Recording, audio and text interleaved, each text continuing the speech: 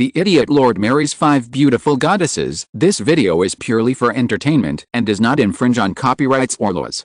The rights to the novel and image belong to the original author. We do not claim ownership. Don't like waiting and want to listen to this fanfic in full now? Subscribe to our Patreon, where you'll find the best fanfics. Chapter 326, You should prepare to empty your pockets. They requested Athena's presence. Is there a problem with her staying here and the church wants her back? Catherine asked in surprise. No, it seems they need her help to purify the lands. The rest of the church's staff and that temporary Saint Ophelia aren't enough to purify the lands. It seems we made a mistake in our reports, but by saying that Athena fixed it in one go, Alex massaged his forehead. We shouldn't have told the truth and should have said it took a few days to purify the lands, but who knew it would come to this? Alex muttered and his eyes flashed fiercely as he raised his chin. Athena, what kind of shit is this? With such a large force at their disposal, they can't cleanse the lands quickly. If the churches of Kinley are short on staff, then they asked the other kingdoms for help. How dare they ask my wife to overwork herself as a maid? Are they looking down on me? Alex spoke as calmly as possible, but everyone could sense the anger in his tone that scared them. He was seriously pissed off by the request and anyone could tell by the look on his face. Alex, calm down a bit, Athena spoke, trying to appease him. Calm down. Are you kidding me? There's a bishop, an archbishop, and even a candidate for the position of saint, and many more who are on standby, and if something happens, they can just ask for the holy head. I know they're weak, but can't their numbers make up for Athena's absence? Also, didn't you leave the position of saint to get some rest? Those bastards knew that you resigned from the position on your own, but all over the capital they're talking about how you were kicked out of the position for committing vile acts. Now, does it make sense that they would ask you for help when they were laughing at your misfortune? Alex said while gritting her teeth. Those hypocritical assholes, Alex growled. Only he knew what he had to endure when he heard rumors about his wife being cursed and denounced. He wanted to turn the capital upside down and break those bitches' mouths, but he knew that wasn't his battle, and Athena would prove them wrong and slap them in the face with her overwhelming presence.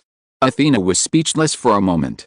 Even though she always maintains her composure, she was taken by surprise upon hearing Alex's words. Even though she was taken aback, she felt rather pleasant seeing Alex get angry on her behalf. She left the post mainly for 2 reasons. The first was to recover from the injury from performing the forbidden ritual and in the meantime accompany Alex for a bit, and the second was to mark the enemies that played around her. She would simply let the weeds grow and then immediately cut them down. The church was not as simple as it seemed. Various kinds of political battles were being fought within it, and this still happens from time to time. For a saint to remain in that position, the support of others was very important to maintain that position, and the people who chose her side prospered abundantly if she became the chief saint. Even if one could not become the chief saint, simply remaining as a saint of the empire was more than enough to have strong backing. And whether it was nobles or church personnel, they all wanted to gain rewards for maintaining their good looks. Even after her resignation, there were still those who feared a return, so they began to spread rumors about her to damage her reputation. After all, a person with a bad reputation cannot rise to the position again. But she didn't care about any of this, as in her eyes, it was just a childish fight, and at the end of the day, it was the amount of divine power that mattered. And in that aspect, they were no match for her in any sense. The 4 of them tried to calm Alex down and asked her to think carefully. Athena, how good are they compared to you? Athena pondered for a moment. Ophelia had about 2/5 of the divine power that I had. And she's the best possible saint candidate next to you? Christina asked curiously. Not exactly, there's another girl who had more than her. Lena had a larger amount, but she's quite ambitious, so the archbishop put Ophelia in that position while he waited for my return, Athena replied. Before Alex could continue speaking, Athena said, it's not always about the amount of divine power, but about efficiency.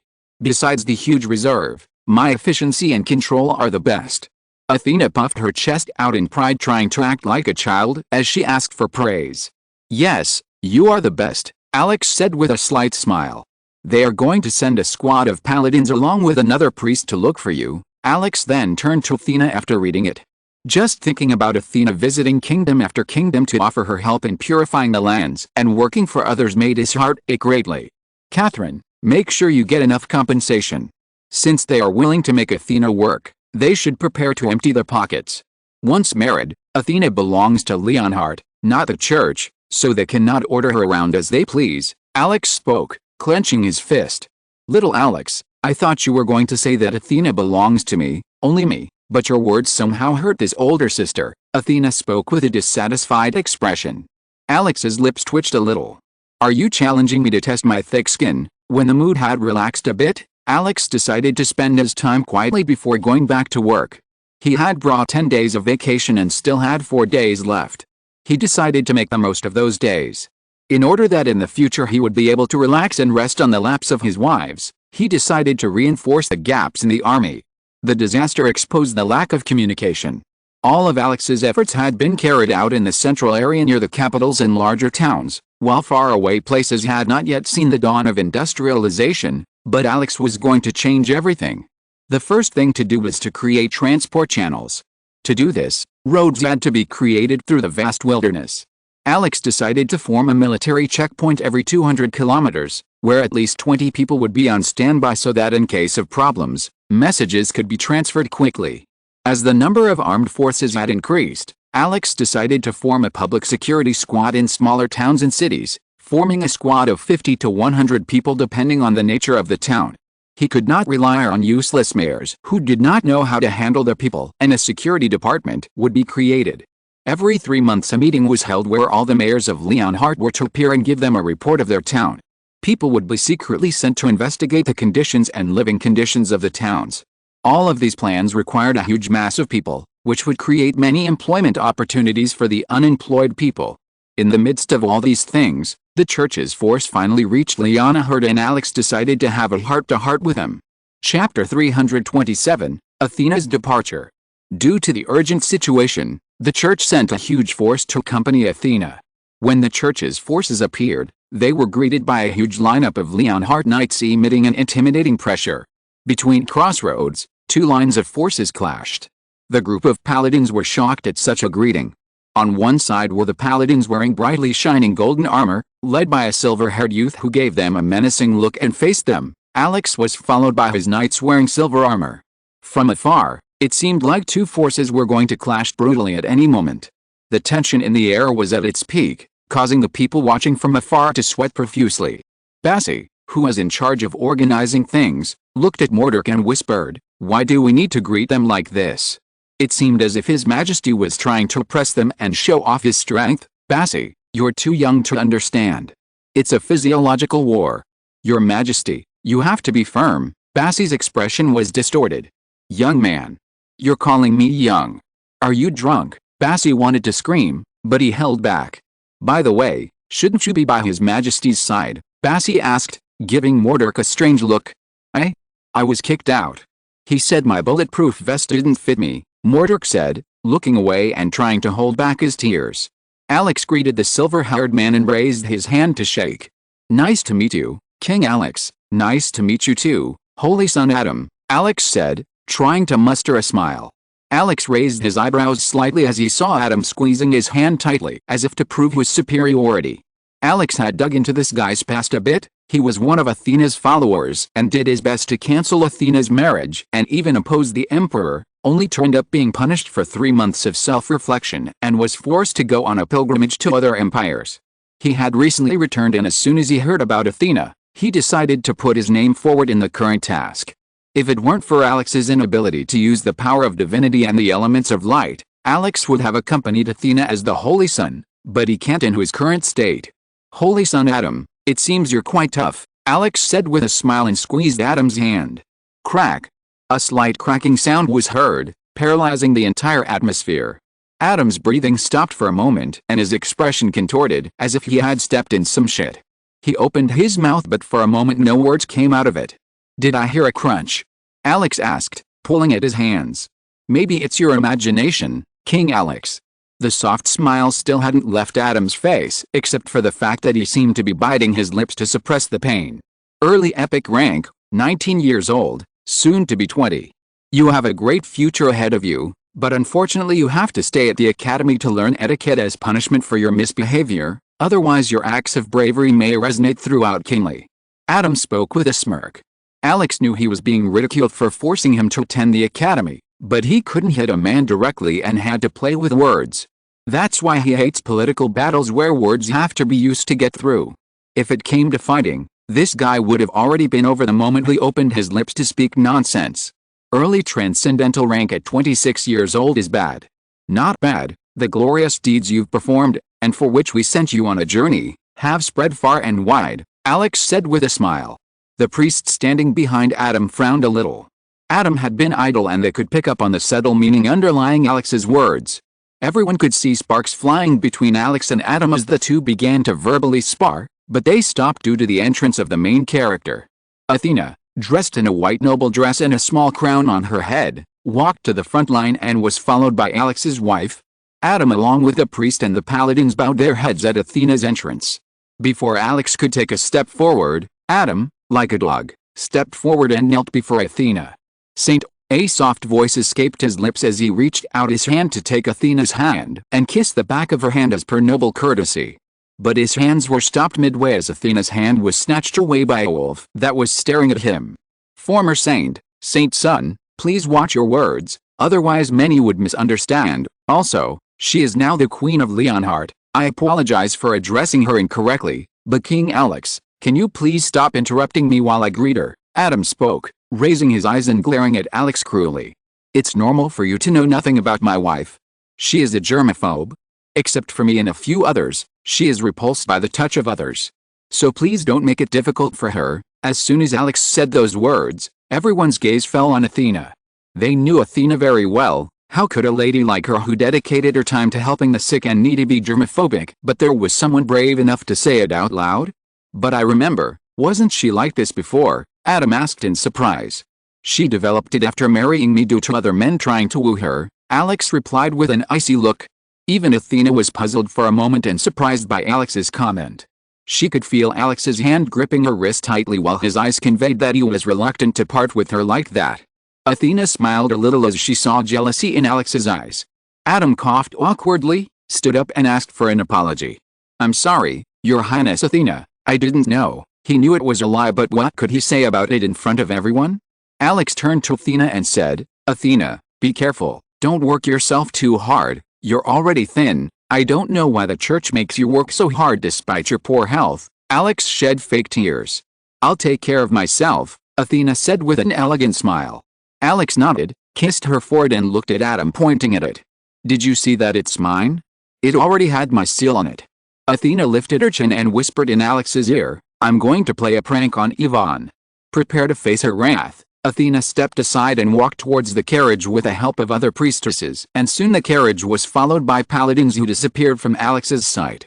Catherine, who was standing next to Alex, asked in an awkward tone, will she be okay? HMMPH. Alex snorted and spoke.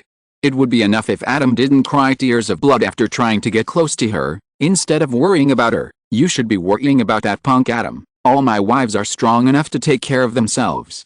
Chapter 328, The Torture Room. Over the past few days, Alex had practically been running around everywhere. The time to leave for Zenith was drawing near, but before that, she needed to meet with two important people. Alex knocked on the door and after getting confirmation, she entered together with Catherine and Radia. Alex had done her best to ease her uneasiness and discomfort and treat her kindly. Your Majesty, Cherry bowed her head with a humble smile. Cherry, how are you? Are you feeling uncomfortable about something? Catherine asked. Cherry shook her head.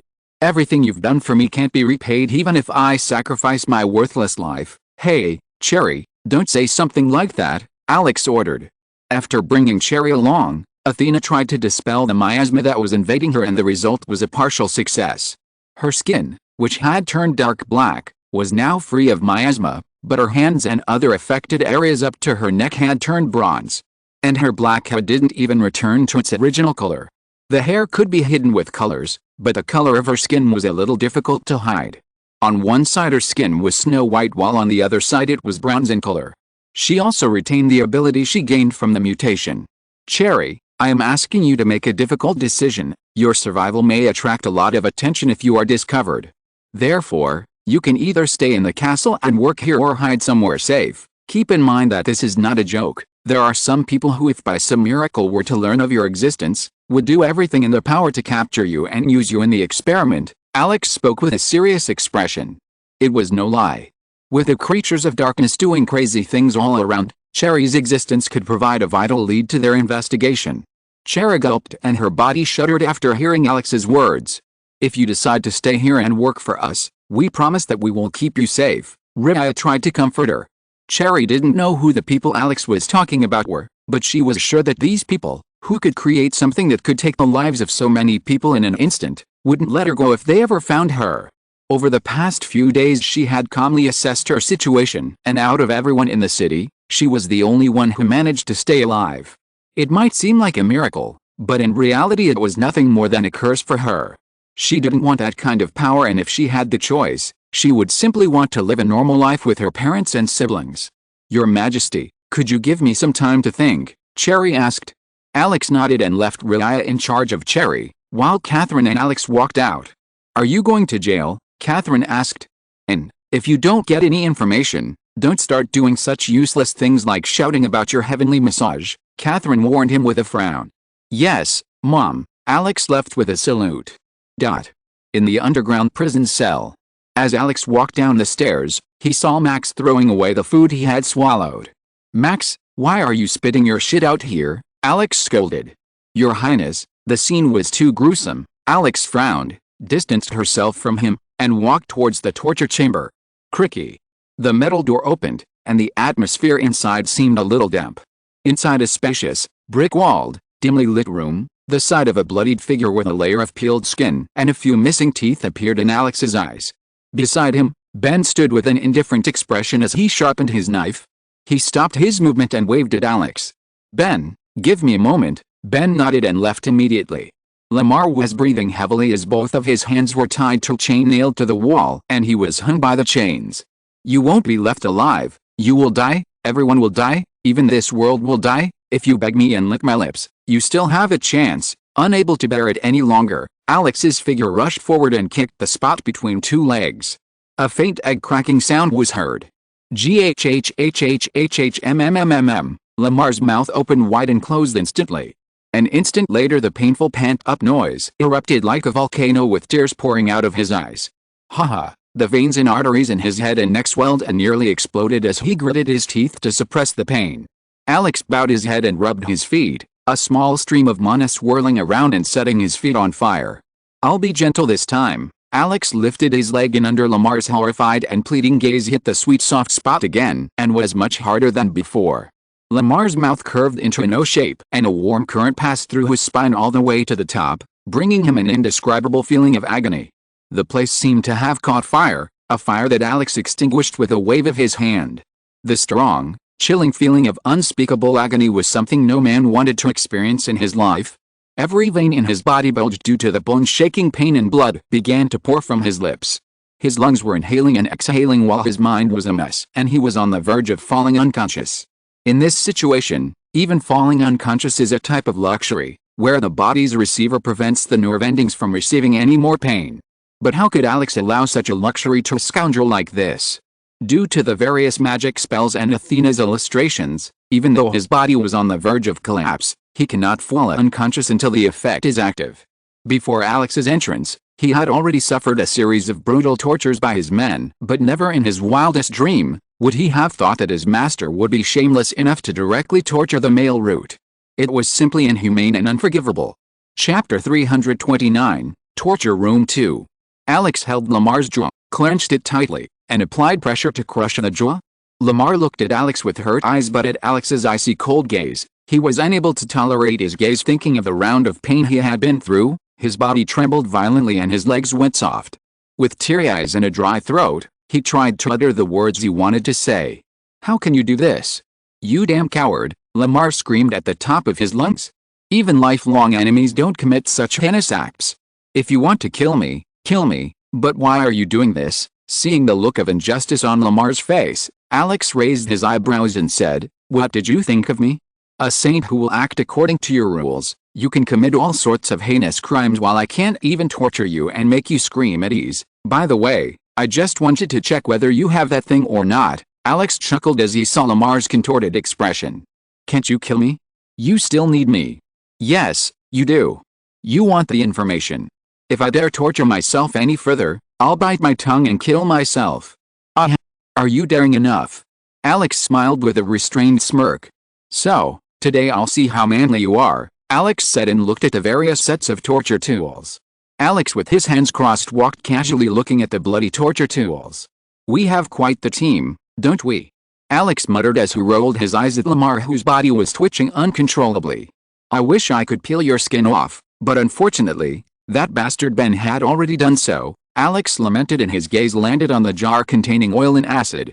Alex's lips curved upwards playfully as he picked up the jar containing oil.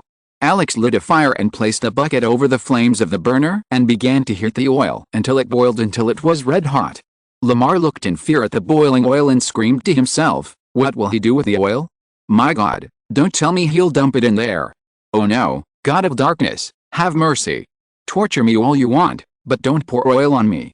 It hurts. It hurts so much. Alex loosened the chains holding him tightly and hung him in the air, and Lamar fell to the ground with a thud. Alex tried to move and take advantage of this opportunity, but his bottom began to throb due to the remaining effect of the pain. Alex pulled out the roe deer and placed it in front of him. Let's have some fun. Lamar's eyes widened as Alex held his hand tightly. He tried to resist with all his might, but Alex just nonchalantly pulled his hand away and then put it into the bucket of hot oil. Alex dropped his hand and pushed it into the hot oil. A sizzling and crackling sound was heard and the oil started dancing madly around his hand. His skin, which had already been peeled off and was a bloody mess, now that it came into contact with the burning oil, a current ran through his body carrying intense pain and misery. Lamar gritted his teeth and tried to close his mouth, but the painfully suppressed noise escaped his lips. His body was shaking like a fish thrown out of water. Tears started to run down his cheeks, and due to clenching his teeth tightly, his gums started to bleed and his mind was on the verge of collapse. No, in fact, his mind wanted to collapse and fall asleep, but he can't. Alex smiled as he looked at the suffering on their faces.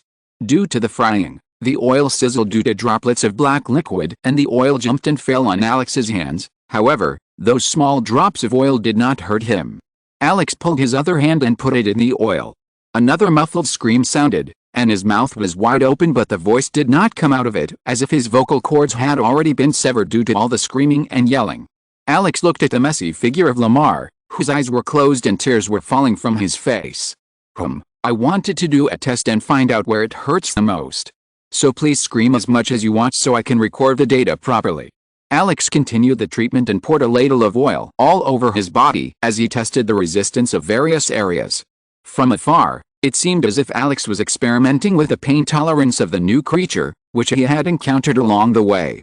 Lamar felt goosebumps appear all over his body as he looked at Alex.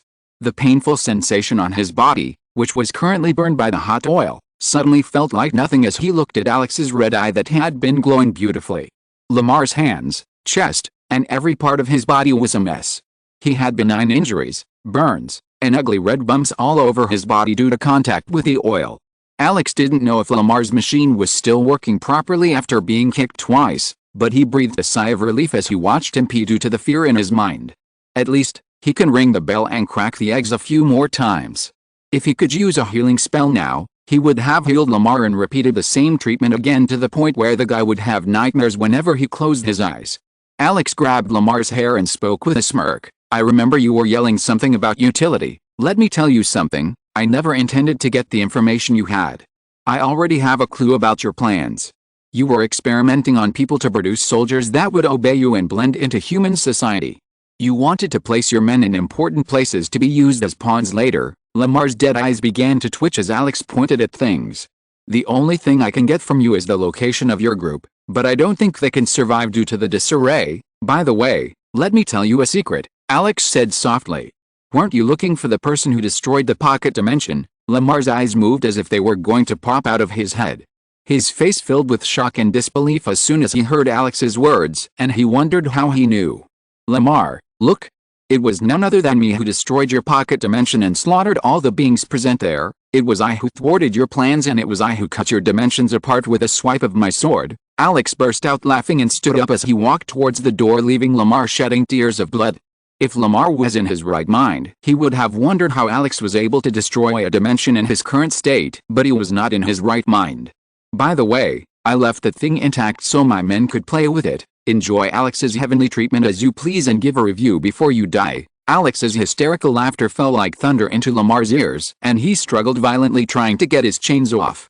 He screamed violently as well, but no matter what he did, he only felt one thing clouding all his senses. Chapter 330, Being Defeated at His Own Game. In the castle garden, under the cherry blossom tree, there was a swing tied to one of its branches that swayed back and forth. On it, Christina sat with a gentle expression as she leaned her head on Alex's shoulder. The day was sunny and gentle breezes blew, making Alex dance merrily around them. Occasionally, birdsong could be heard, sounding like pleasant songs in one's ear. The atmosphere was rather quiet and peaceful, putting one's mind at ease. "It's very quiet today," Christina murmured with a vacant expression. Alex ran his finger through her hair, gently stroking it. Although her face was facing backwards, Alex could sense a hint of happiness in her tone. Today was the end of his vacation, and he wanted to relax and spend the day lazing around with his wife. Since Rhea was already with Alex most of the time, he decided to sacrifice a little and give Christina and Catherine a chance to spend some time with him. Catherine felt that Alex's presence was making her lazy because she had been slacking off for too long and there was a lot of work left to finish, so she decided to finish up some work in the morning and free up some time in the afternoon.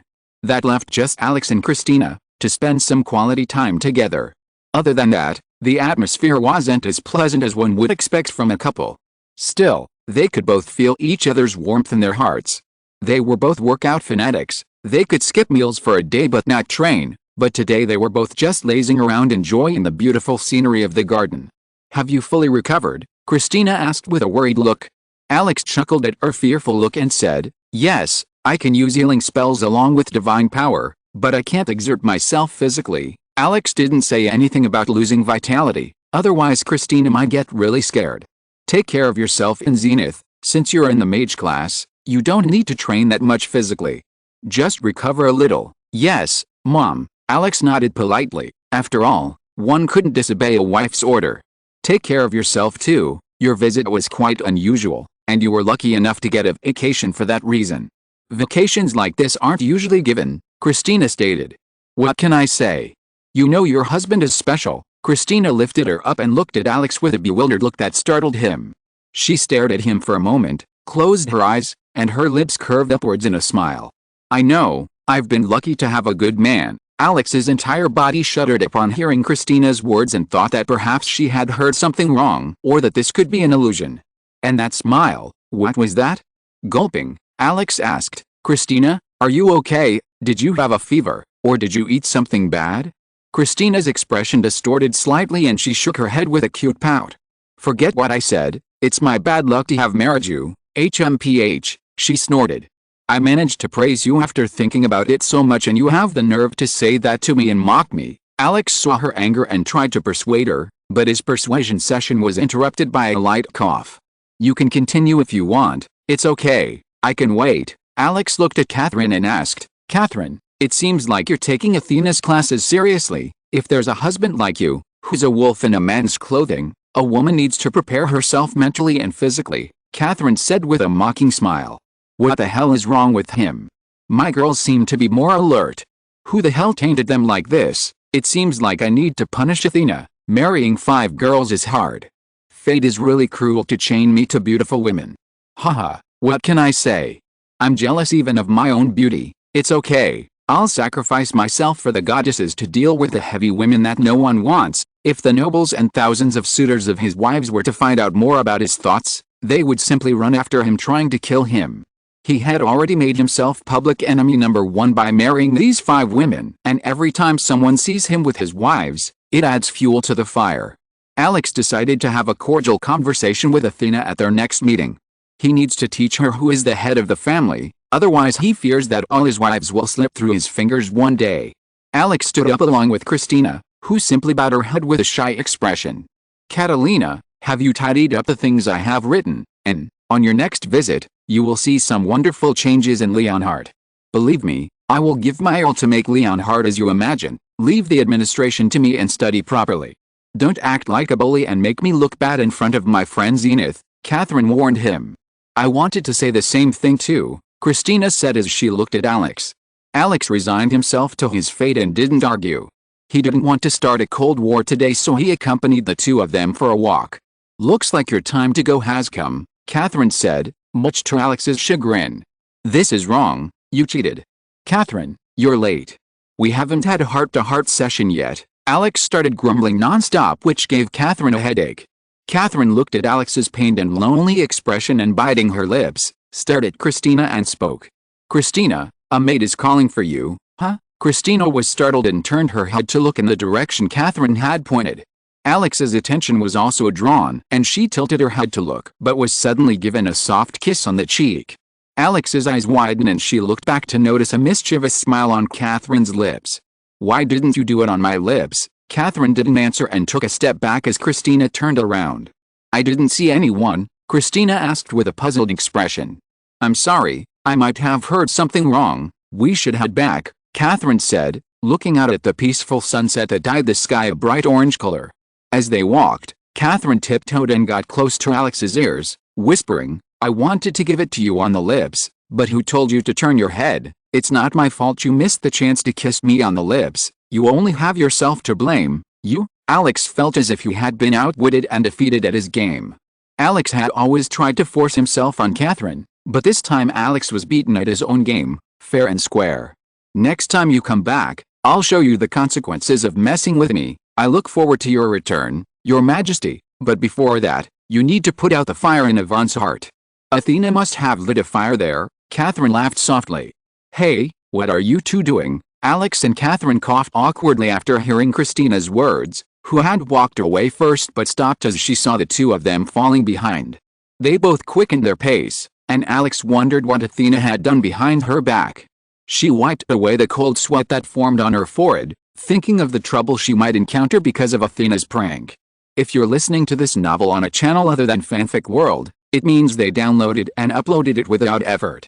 We cordially invite you to visit our channel, Mundo Fanfic Novelis. There you'll find the original version of this story, and you can explore many other novels of various genres.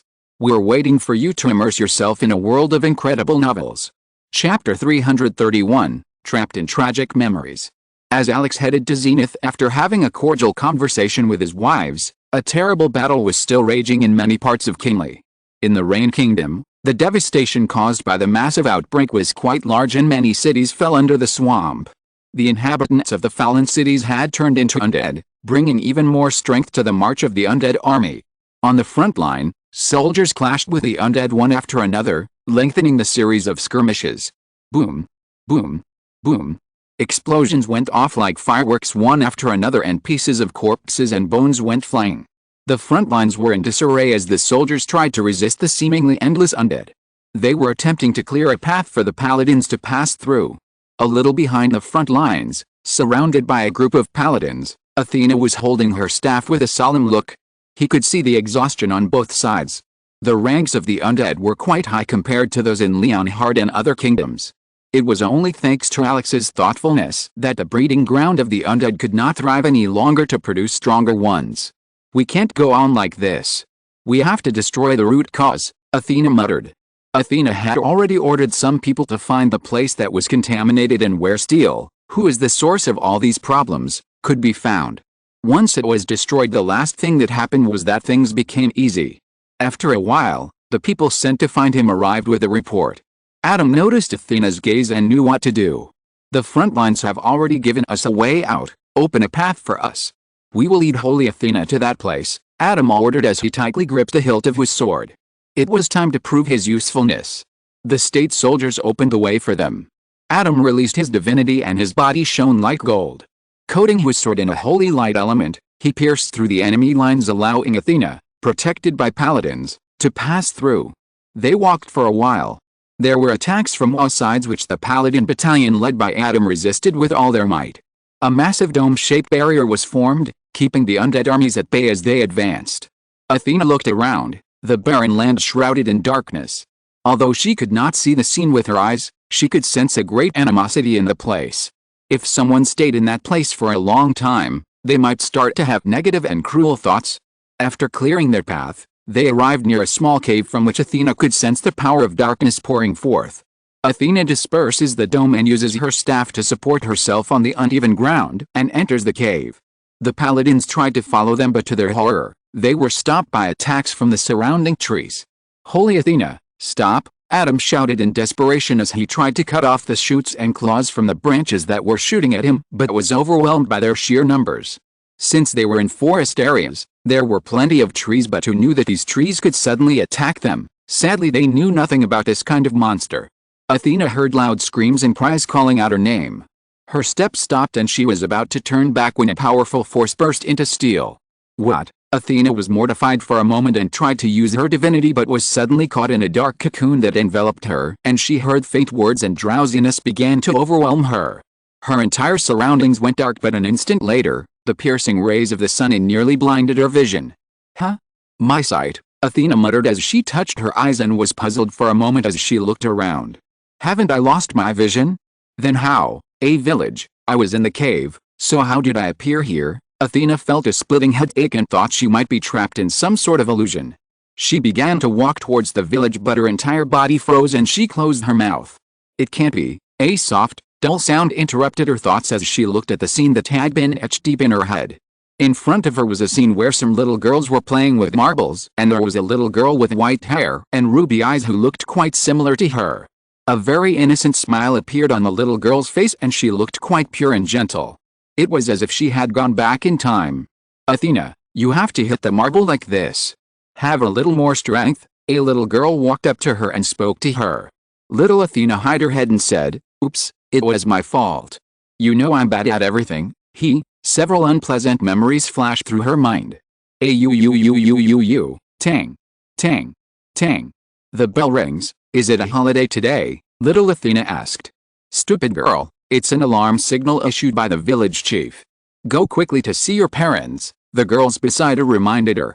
Athena's body trembled due to the voice and she fell to the ground with a desolate look. The voice was enough to make her remember the day she lost everything. Athena looked at the scene with many strange emotions as everything in the village became chaotic due to the roars of the beasts. The village chief concluded that a fierce tide might be approaching and that they should leave. The villagers rushed around like crazy trying to gather useful things before evacuating. Athena, take out the things you wanted to take, Athena's mother Lena said in an awkward tone. Mother, why are we leaving? Those beasts, can't they just walk on the side? Did their mothers teach them to walk where the space was free? There's a big open space all around, so why did everyone have to go through the village? HMPH. Naughty beasts. You dare to run wild in my village, mother, leave it to me. I'll teach you how to walk properly, little Athena said, puffing out her chest. Shut up. Start packing, we'll leave as soon as your father returns. Lena spoke with a headache as she looked at her silly and naive lovely daughter. She knocked her head and asked, when are you going to grow up? Athena has already grown up. Athena is the smartest and best girl in the village. Mother should be proud of Athena. Athena's eyes widened as she heard her younger self's words, and she wanted to dig a hole to bury herself in and get rid of the shame. This was too much even for a thick-skinned girl like her. Thousands of emotions ran through her mind as she watched the scene rapidly change under her rigid gaze. Her heart began to beat frantically, and an invisible wound that had been healed began to open up in her heart. For a moment, she wanted to scream and beg for them to stop showing the scene because it was too much for her. But it all fell on deaf ears and the scene continued on. Chapter 332, Trapped in Tragic Memories 2. Athena's shame didn't last long as the scene changed and everything turned upside down. A horde of beasts rushed out from the vast plains. Crops were destroyed, houses were destroyed, and human lives were trampled mercilessly. Humans became a food source for the beasts who tore their bodies apart, creating a bloody mess for an instant. Little Athena, who was running with her family, was shocked beyond her wildest imagination. The bloody smell of blood enveloped her and made her suffocate, and the gory scene was too much for her tender heart to bear. She felt nauseated and repulsed by such a scene. Carrying her on his shoulder, her father ran through the forest together with her mother. But it was nothing compared to the next event that almost made her despair. As they were escaping, they were overtaken by a beast that pounced on their group. Athena's father immediately reacted and passed Athena to Lena. Lena took Athena and ran behind with tears without looking back. Mom, Dad is still behind. Don't leave Dad, Mom behind. He and others tried to chase the beast away. Many were heartbroken as he approached Athena's father, who slashed the sickle straight into the beast's eye. The beast's fangs dug deep into his shoulder, almost tearing off a portion of flesh, but he didn't give up and drove his sickle deep into his eyes and pierced his head. As the beast groaned in pain, Everyone pounced on it and stabbed their weapons into it, killing it. They pulled it out and carried it away. "Father," Athena cried as, under her gaze, her father, who was nearly bitten by the beast, was brought in by his fellow villagers. "Father, father," Athena cried sadly as she saw blood pouring from her father's shoulder. A piece of flesh was missing and the white bones of his girdle could be seen. "Athena, my child, don't cry, Dad is still alive. Mom, please do something. Let's take our father to a doctor to heal him." Her father smiled bitterly as he heard her words. They had no food to fill their stomachs, so how could they afford to go to the doctor? "We don't have any good doctors around and no doctor can help him in his current state," a villager stated sadly. "Let's seek help from the church. The priest can use healing spells, maybe they can heal the wound." Lena's voice trembled. She knew that her husband might not live to reach the church, but she couldn't lose hope in front of her poor son. "Father, Athena will take you to the church. Athena will beg the priest to heal you and then we will live happily from then on," little Athena said, trying to boost her family's morale. The villagers first gave him first aid and tried to stop the loss of blood. After reaching a safe place, Athena looked for a cart to transport her father who was slowly and steadily losing vitality. Little Athena started to feel anxious every day. "Athena, don't lose hope.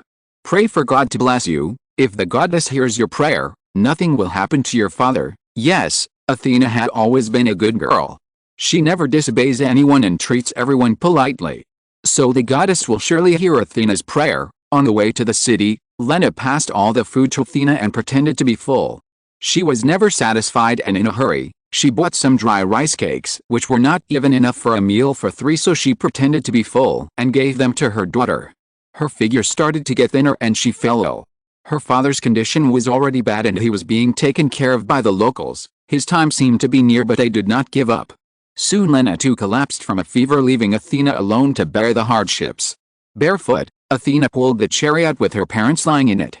There were no horses or any domestic animals in the place, so she and her mother had to pull the chariot alone, but no, she had to do it alone. Athena did not give up. She believed in the goddess, she believed in her benevolence. She had heard of her kindnesses and mercies. She thought that all of this was a test that she needed to overcome and that reaching the church would be the end of everything and she could return to her happy life. Pulling her parents in a cart, she finds a small, shabby place near a poor neighborhood and uses a bronze coin to rent a place for them, after which Athena runs to the church. It was the evening time and the place was not crowded with people. Athena knocked on the door of the church. Her heart was full of hope and anticipation, but she did not know that all her hopes would be crushed as soon as the doors opened. The door opened and a man in white clothes appeared. He looked at the dirty girl and frowned. Before, she was a girl covered in dirt and giving off a rotten smell. She had holes in her clothes and was stained with mud and grime. She thought that she might be a beggar who came to beg. Athena flinched at the look on his face and wondered if he was angry because she disturbed his sleep. "Priest, please heal my parents. My father is injured and my mother is sick," Athena said as she knelt on the ground. The priest did not hide his contempt for the girl who came all the way here and said, "Give me 10 silver coins and I will heal them." Athena's body froze for a moment. Silver coins. In her village all she had seen were bronze coins, and she remembered that her family barely makes 30 bronze coins, so how could she afford 10 silver coins? I don't have any silver coins," Athena stammered and rummaged through her dress pocket and pulled out 3 bronze coins. "I have this. Can you heal my parents with this?" Athena said, looking at him innocently. The priest's anger finally erupted and he shouted, "Dirty pig! Are you looking down on me? Do you even know what the status of the priest is? We are the representatives of God and Goddess. Our words are absolute and with one word we can change anyone's fate, and you want to offer me 3 bronze coins for healing? Get out of my sight, otherwise next time you will be punished." The priest spoke angrily and was about to slam the door in his face, but Athena jumped up, grabbed his legs and cried pitifully, "Please have mercy. Save my parents. I have no one but them. They are my everything. I will do anything you ask me as long as you save them, dirty bitch.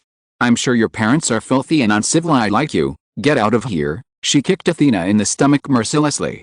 "Arghh!" Athena screamed and rolled on the ground holding her stomach. Tisk. Tisk. My new clothes.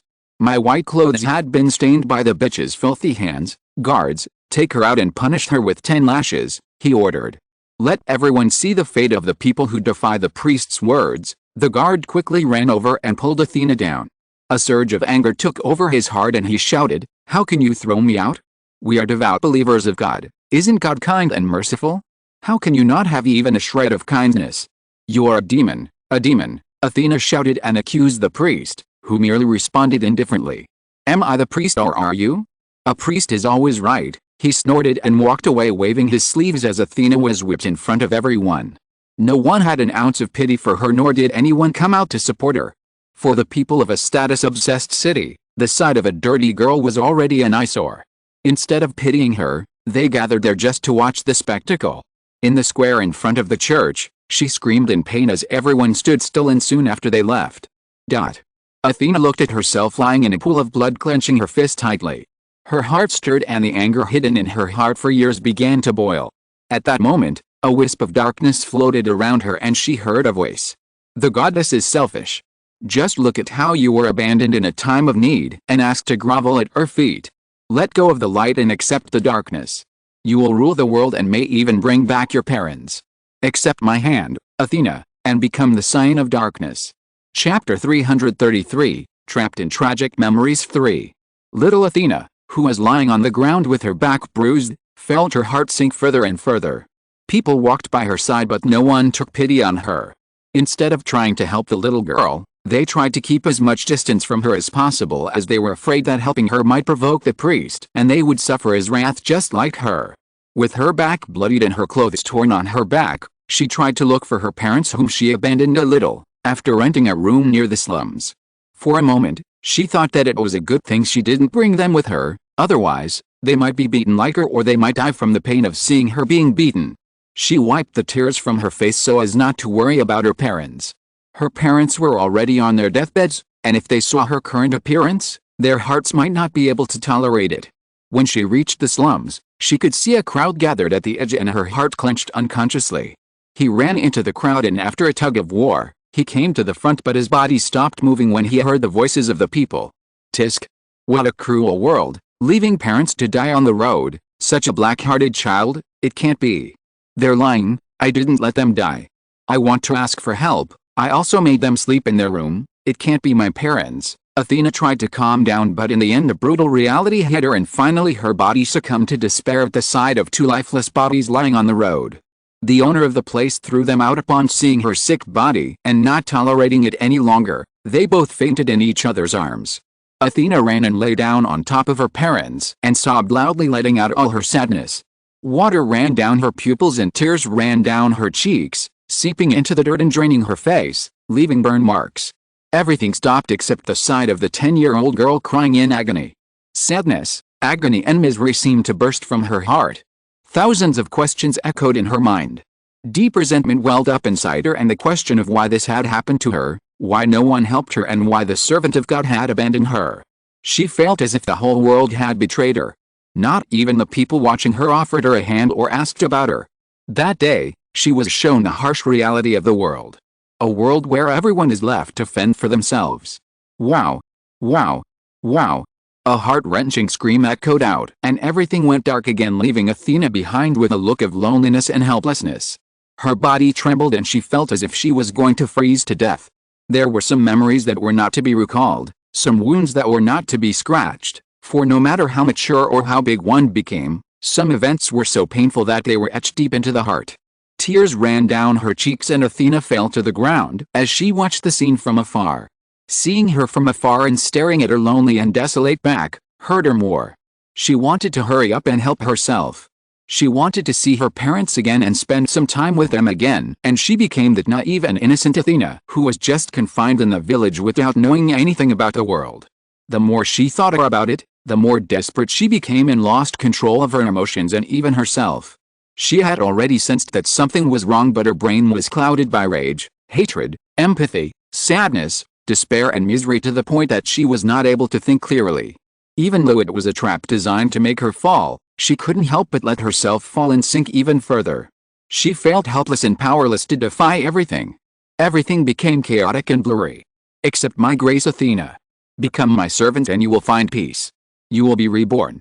This pathetic world has no need of your kindness. Let the world burn with pain and suffering. How can everyone laugh joyfully when you are crying? Athena, Let yourself drown in darkness and you will find peace for eternity. Whispers began to echo in her ears. She wanted to deny it, but she knew that the scene was real, a true depiction of cruelty. She could feel herself drowning in the darkness. Even if she had wanted to swim her way out, the force was pushing her back, unable to get out of the clutches of an unknown being that was corrupting her mind into letting go of pathetic righteousness and accepting reality. Athena found herself standing in front of a black door that her mind was telling her to open, but her heart warned her not to. I would be sad. Athena's lips parted and she blurted out something unconsciously. Wow. Who would be sad? Who is he? It feels like forgetting someone important, someone very close to me, someone who has always been with me through my ups and downs, someone who pulled me out of my despair and saved my life. Athena felt a severe headache assail her and her heart seemed to tear apart. She felt her memories erode and go blank all of a sudden. Although her expression was blank, tears seemed to well up on her cheeks. It came straight from her bleeding, torn heart that was beating faster and faster, as if she was screaming for Athena to come to her senses, otherwise it would be too late. Athena, with an empty and hopeless expression, tried to open the door, but her hands stopped as she clenched her teeth to the max. Blood gushed out of it and finally another distant memory resurfaced in her mind. A memory that shone like the sun before her, enveloping her in warmth and shaking off the darkness that covered her. It was the memory after the event of losing her parents and being left alone. With nowhere to go, no one to rely on, and a situation that forced her to die as a poor beggar on the street, she was forced to grow up. She wanted revenge, and she thought that if she complained to the highest church in the holy capital, perhaps she could prevent such an unfortunate event from happening in the future. And even if it wasn't possible, she wanted to ask the goddess why this had happened.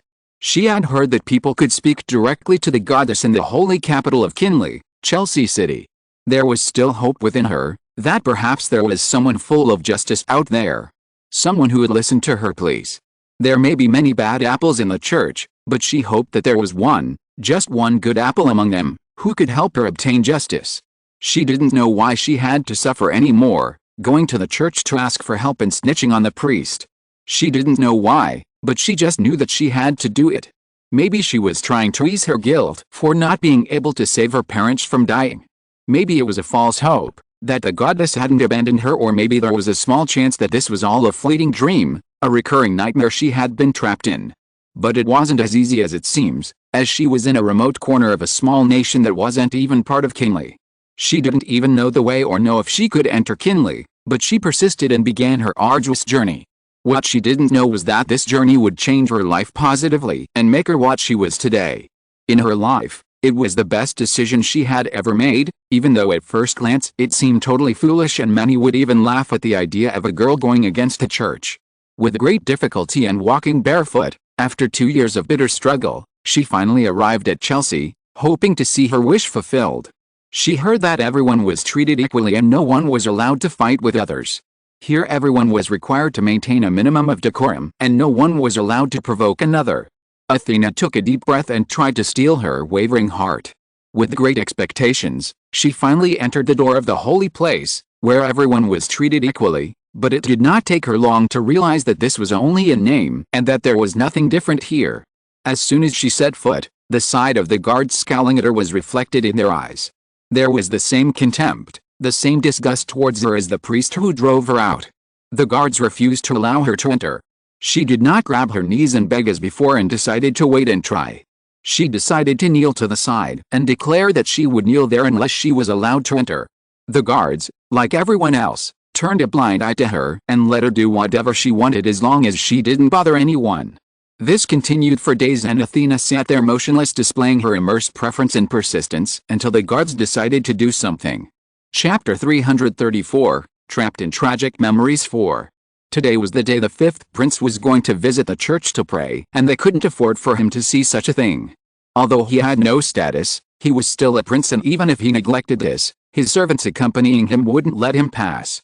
He's a jerk and may not care about the knights, but others accompanying him may complain about the eyesore, and they may be punished for not cleaning things up. Hey, little girl, I'm telling you to get off here while I'm being nice. You can take a break today and come over tomorrow. A member of royalty will be coming to visit you today, so leave this place and stop being an eyesore. I'll kneel here. Let royalty see how unfairly you treat low-class commoners like me, Athena said fiercely. Let the world see your injustice, you!" The guards shouted angrily, and he walked towards her to throw her away. "Don't come near me. I haven't bathed in a month. I smell and stink of garbage. You might get sick from touching me." The guard's expression stiffened and he took a step back a little. He shuddered at the girl's words and felt a deep sense of worry. "I have an idea," the other guard said with a smile. He walked to the side and looked for foolish people who might need money. "Anyone who takes it and throws it in the garbage, I'll give you 5 silver coins." 5 silver coins wasn't a large sum for most, but still, many barely make a silver coin a month. They glared at the girls and various twisted thoughts ran through their minds. Many jumped on her, pulled her hair and tried to drag her down. "Leave me alone," Athena winced in pain, but no one paid her any attention. "Stop complaining." She was slapped on the cheek and her mouth was forcibly shut. Although she was in pain, it was nothing compared to everything she had been through. Instead of tears, a self-deprecating laugh came from her lips. "My parents' lives were worth 10 silver coins, but to kick me out, he offered me 5 silver coins." She knew that the priest didn't want to cure her parents, and that was why he was making such absurd demands of her. Thinking about all these things, she realized how worthless her life was. She would simply die in a corner without anyone knowing and without performing any acts of glory. As people dragged her away, a clattering noise was heard along with a loud, angry roar. "What the hell are you doing with that sister? Leave her alone." The people's bodies trembled as they left her on the road. They backed away in fear. Athena opened her eyes and saw a boy sitting next to the carriage driver. As he stared at the people, he grabbed the coachman's collar and shouted, "Stop the carriage, you fool! Stop it!" He looked to be 7 years old and was quite chubby, but he looked very cute. His eyes were a similar crimson color to hers, and he got down from the spot and ran towards her. The guards and a butler tried to stop him from getting close to her, but he ignored them. "Sister, what happened to you? Tell me, I promise to help you." Athena tried to open her lips, but no words came out and instead small tears slid down her cheeks. "Sister, don't cry. Are you hurt? Help this pretty sister, everyone," the boy shouted, but seeing the stiff look on everyone's face, he started to cause a ruckus and threw a tantrum. The butler tried to plead, but the boy glared at him and shouted, "If you don't help her, I won't move from here, and if you drag me, I'll complain to my father." The boy screamed and started rolling on the floor. The butler finally gave in. Athena was picked up by a maid, bathed and cleaned and taken with Alex to the church. The boy accompanied her to the church and didn't leave her for a second. Soon, the bishop who heeded her prayer healed Athena, and it was at that moment that she was blessed with a stigma that gushed forth with divinity. It was at that moment that her life changed, and she finally felt as if her journey had been successful in finding a single being with a pure and good heart. Athena, whose body had been curled up and surrounded by a dark cocoon, suddenly twitched. On her back appeared a stigma of a butterfly that began to flap its wings. 4 pairs of white wings grew out of her back and her body began to radiate divinity. Athena opened her eyes and her eyes shone with immense killing intent. Her red eyes, which had previously been dimmed and blank due to her blindness, began to shine brightly. She gripped her staff tightly and her body began to radiate and shine brightly with a dazzling light. "I was one step away from losing everything," Athena muttered and stared at the darkness surrounding her. "Being from the darkness, you shouldn't have made me remember that." She raised her staff and shouted, "Judgment of light." The black cocoon disappeared due to the eruption of Athena's divinity, and soon a pillar of golden light descended from the sky. The power of divinity began to erupt from her body in a terrifying manner. An instant later the ground began to tremble and shake. Adam and the paladins, who were having trouble due to the attacks of a tree monster, suddenly lost their balance due to the tremor. A strong beam of light emerged like a shockwave and crashed into everything. Adam closed his eyes, unable to tolerate the blinding flash of light. The eruption hit them, but instead of blowing them away like the nearby monsters, it healed them and replenished their strength. The darkness of the night disappeared, and everything within a 10-kilometer radius was illuminated as if the sun had risen and day had arrived. Everything that was permeated with darkness was destroyed by Athena's divinity. Athena did not hold back and released all of her power. Soon, the power dissipated and Athena found herself standing in an empty position. Everything around her had disappeared, leaving the steel that had many cracks. Athena looked at him with a hurt expression. "You will regret making this decision. There is still time. Choose your side as soon as possible." "I have already chosen my side," Athena said, stepping forward. That very day, he appeared. "I have dedicated my life to him. No matter if this world ends or survives, I will be with him. Instead of worrying about me, worry about yourself. My man is not someone to be trifled with. It doesn't matter if you're a god or the lord of this world. You'll be pulled out of the deepest corner of despair and whipped by my man if he knew you wanted to separate me from him. Your man is certainly a tough nut to crack, but don't worry, one day he'll crawl under my feet, and that time, you'll regret it. You'll regret it, and you'll regret it till the end of the world. Huh? Athena's expression distorted as she sensed that the being had encountered Alex. She wanted to say something but was stopped. Your Highness Athena. Athena heard the voices of Adam and the paladins, who ran up to her and knelt on the ground. Your Highness, thank you for saving our lives. Thank you for saving our lives. Athena could sense the gratitude and deep sense of reverence in their voices, and simply nodded her head with a smile as she tried to mask her uneasiness. Alex, I miss you so much already. Chapter 335, Yvonne's Worries. Knock. Knock. Knock. In the room filled with all kinds of amenities, Yvonne paced back and forth while gritting her teeth. Although the room was filled with riches from corner to corner, it wasn't enough for her to calm down. The recent events had caused chaos all around, leaving behind nothing but devastation everywhere. Huge acres of land were ruined, lives were lost, and the number exceeded millions. And despite all this, even the commercial area of Lockhart also suffered greatly. Many personnel working for them died, and trade and transportation to the affected kingdoms were halted, even though she wasn't as affected as the news of the attack on Leonhardt. She didn't know what had happened in Leonhardt. She only knew the results but not the details. She knew that Leonhardt had won before anyone else and that her worrying should end, but a blue dove flying by interrupted her normal life. She knew the identity of the dove. It was the summons of Athena that she communicated with others with. And 2 days ago, she received news that Alex was seriously injured, badly enough that he couldn't walk for days. Although she could speak a little harshly about him before and clearly show her displeasure towards him, her heart was always in a state of panic when she heard any topic related to him. She had tried to look for information about him, but there was no result. It seemed like someone was blocking the way, and she hadn't been able to receive any confirmation as to whether he was injured or not. She knew that Athena wouldn't lie about this unless there was a big problem, so she wouldn't send her summons. Why didn't anyone send me a letter to inform me about his condition? Do they think I'm an outsider? Yvonne complained and lay down on the bed, burying her face in the pillow. She curled up and hugged the sheets tightly with a worried expression. She knew that she always criticized Alex and might have acted like a bad bitch, but at least she couldn't be firm for him to convince her. Maybe they also think that I'm nothing but a troublesome person to deal with, Yvonne said, trying to remember the faces of the other wives. Their relationship wasn't very friendly with others except Athena, and Rhea hates her for speaking ill of Alex, whom she loves with all her heart. Even Athena only informed her about Alex's injury and didn't send her to summon afterward to convey Alex's condition. Let's leave it at that. I know, I'm not a good person. I should just pack some herbs and elixirs and send them to them. They don't like me, but I can't complain. After all, I had a bad habit of complaining at the slightest annoyance, but I should try to help him. I hope the herbs and elixirs can be of some help. I wonder if he really needs this when Athena was with him and could heal him. Yvonne spoke with a sigh and buried her head. Yvonne, who was trying to calm down a bit, suddenly felt a warm air blowing on her ears. Yeah! Yvonne screamed in terror, jumping back and almost falling off the bed, but a pair of strong hands held her from behind. Yvonne opened her lips to speak, but her expression froze as a golden hair fell over her face and a warmth spread over her as she was held by a pair of hands. Be a baskida. Be a baskida. Her heart started to beat wildly. Alex, Alex. Yvonne pushed him away and said, "What are you doing here?" My wife was cursing herself and blaming herself for her husband's misfortune. So, it was only right for the husband to show up and coax her. Didn't you say you wanted to be coaxed? How can I leave my dispirited wife alone? Wife, come here and kiss me. Yvonne cried at Alex's bold action and placed her finger on his lips to seal them.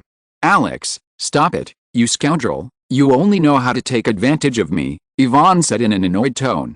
Alex pulled Yvonne's hands, kissed the back of her hand and spoke to her in a dispirited tone. What can I do? You are beautiful, intelligent, rich, magnanimous and understanding, while I am worse than an uneducated peasant who does not know how to take care of his wife.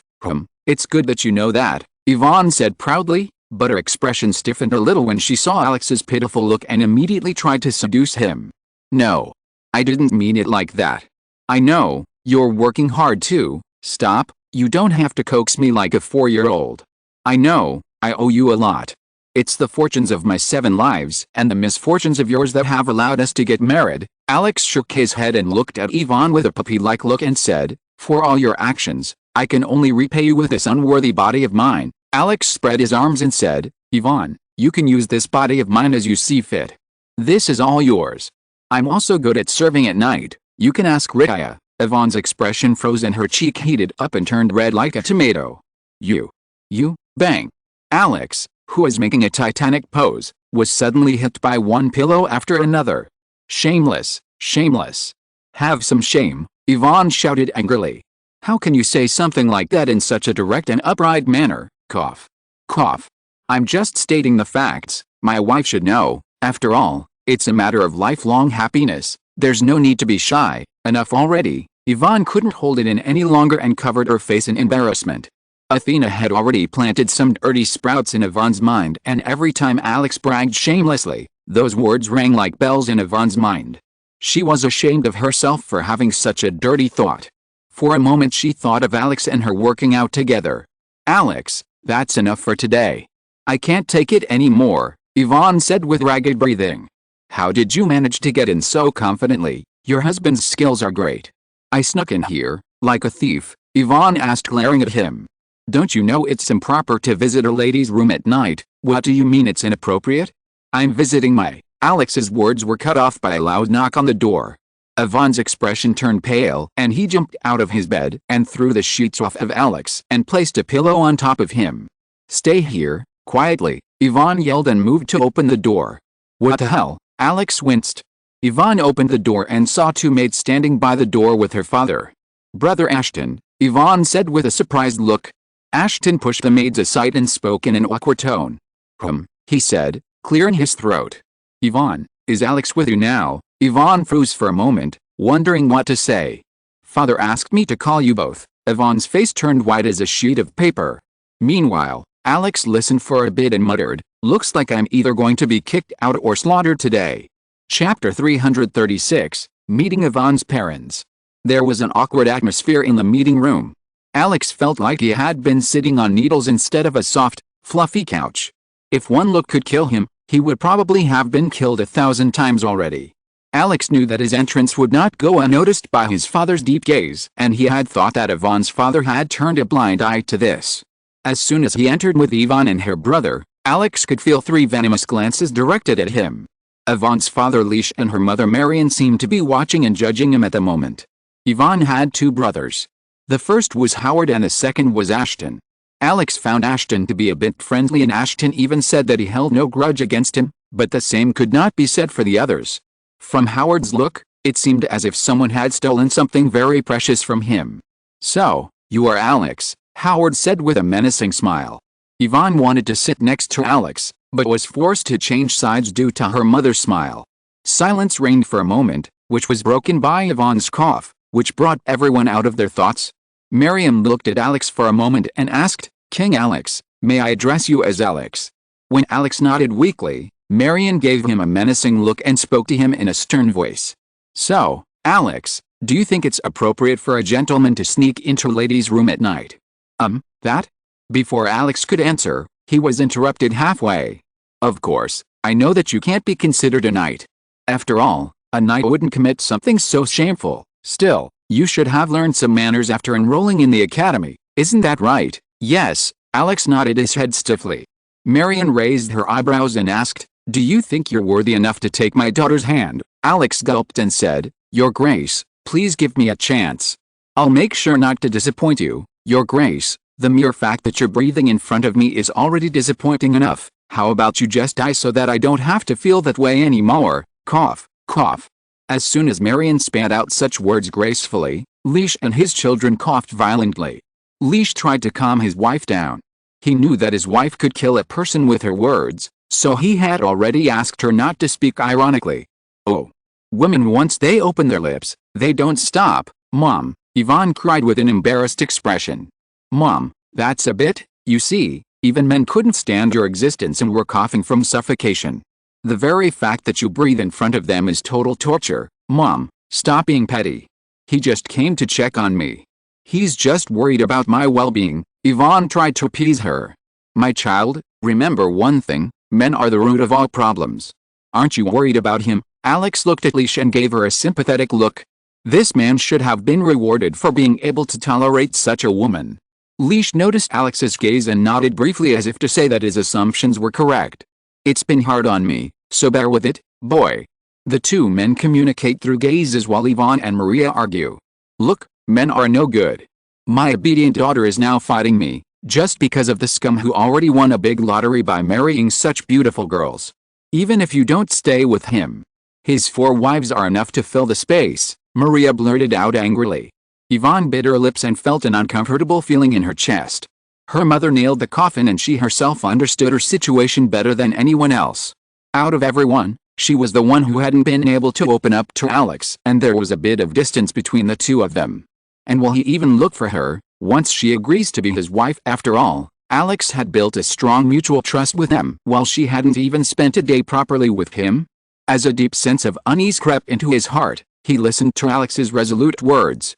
I think I'm lucky in this aspect, and having such wives is a blessing from all the good deeds in my past life, and being with Yvonne is what I seek both spiritually and physically. Alex straightened his back and looked at Marian with a deep gaze.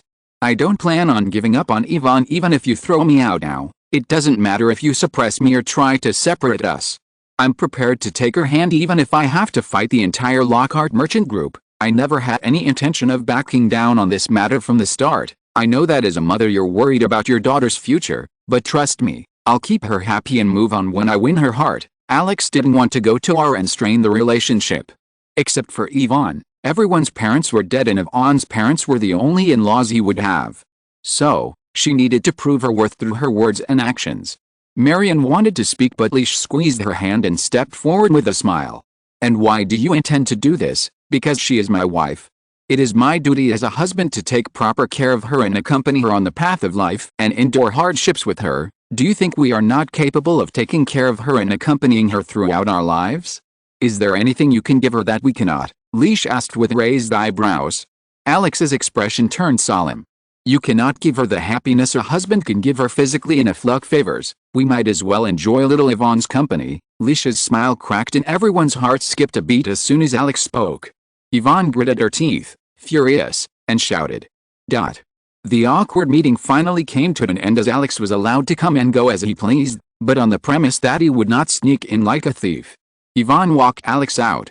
He wasn't offered to stay the night and after his nonsense, he was practically kicked out for the day.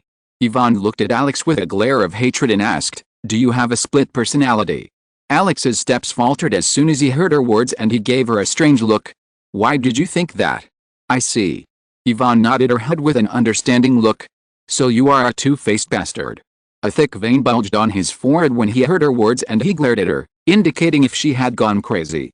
You always act all arrogant and haughty in front of me, but why did you turn into a scaredy cat in front of my parents? That's because they're my in-laws. I can't disrespect my elders, or do you want to act like a bully and say that, hey, mother-in-law? If you don't hand over your daughter to me, I will kidnap her. Wait. Don't tell me you wanted to be kidnapped, Alex said, clapping her hands with a serious expression. You, Yvonne gritted her teeth with an angry face and kicked Alex's feet. Just die. Chapter 337, The Arrival of the Storm. In a certain place located in the northernmost region of the world, strong winds seemed to blow over the place announcing the impending storm. In the middle of the dry and vast waste, there was a place plagued by darkness and evil lurking with all forms of atrocities. It was a place where the sun did not rise for most of the year and the night was long. A scene filled with total darkness where creatures believed to have originated from malevolence dwelled. The entire place was a wasteland where the strong reigned supreme and the weak were either killed or had no choice but to obey the rules of those above. Submitting to unjust rules and living their entire lives in anguish and misery was how those who were born weak survived. The Demon Continent.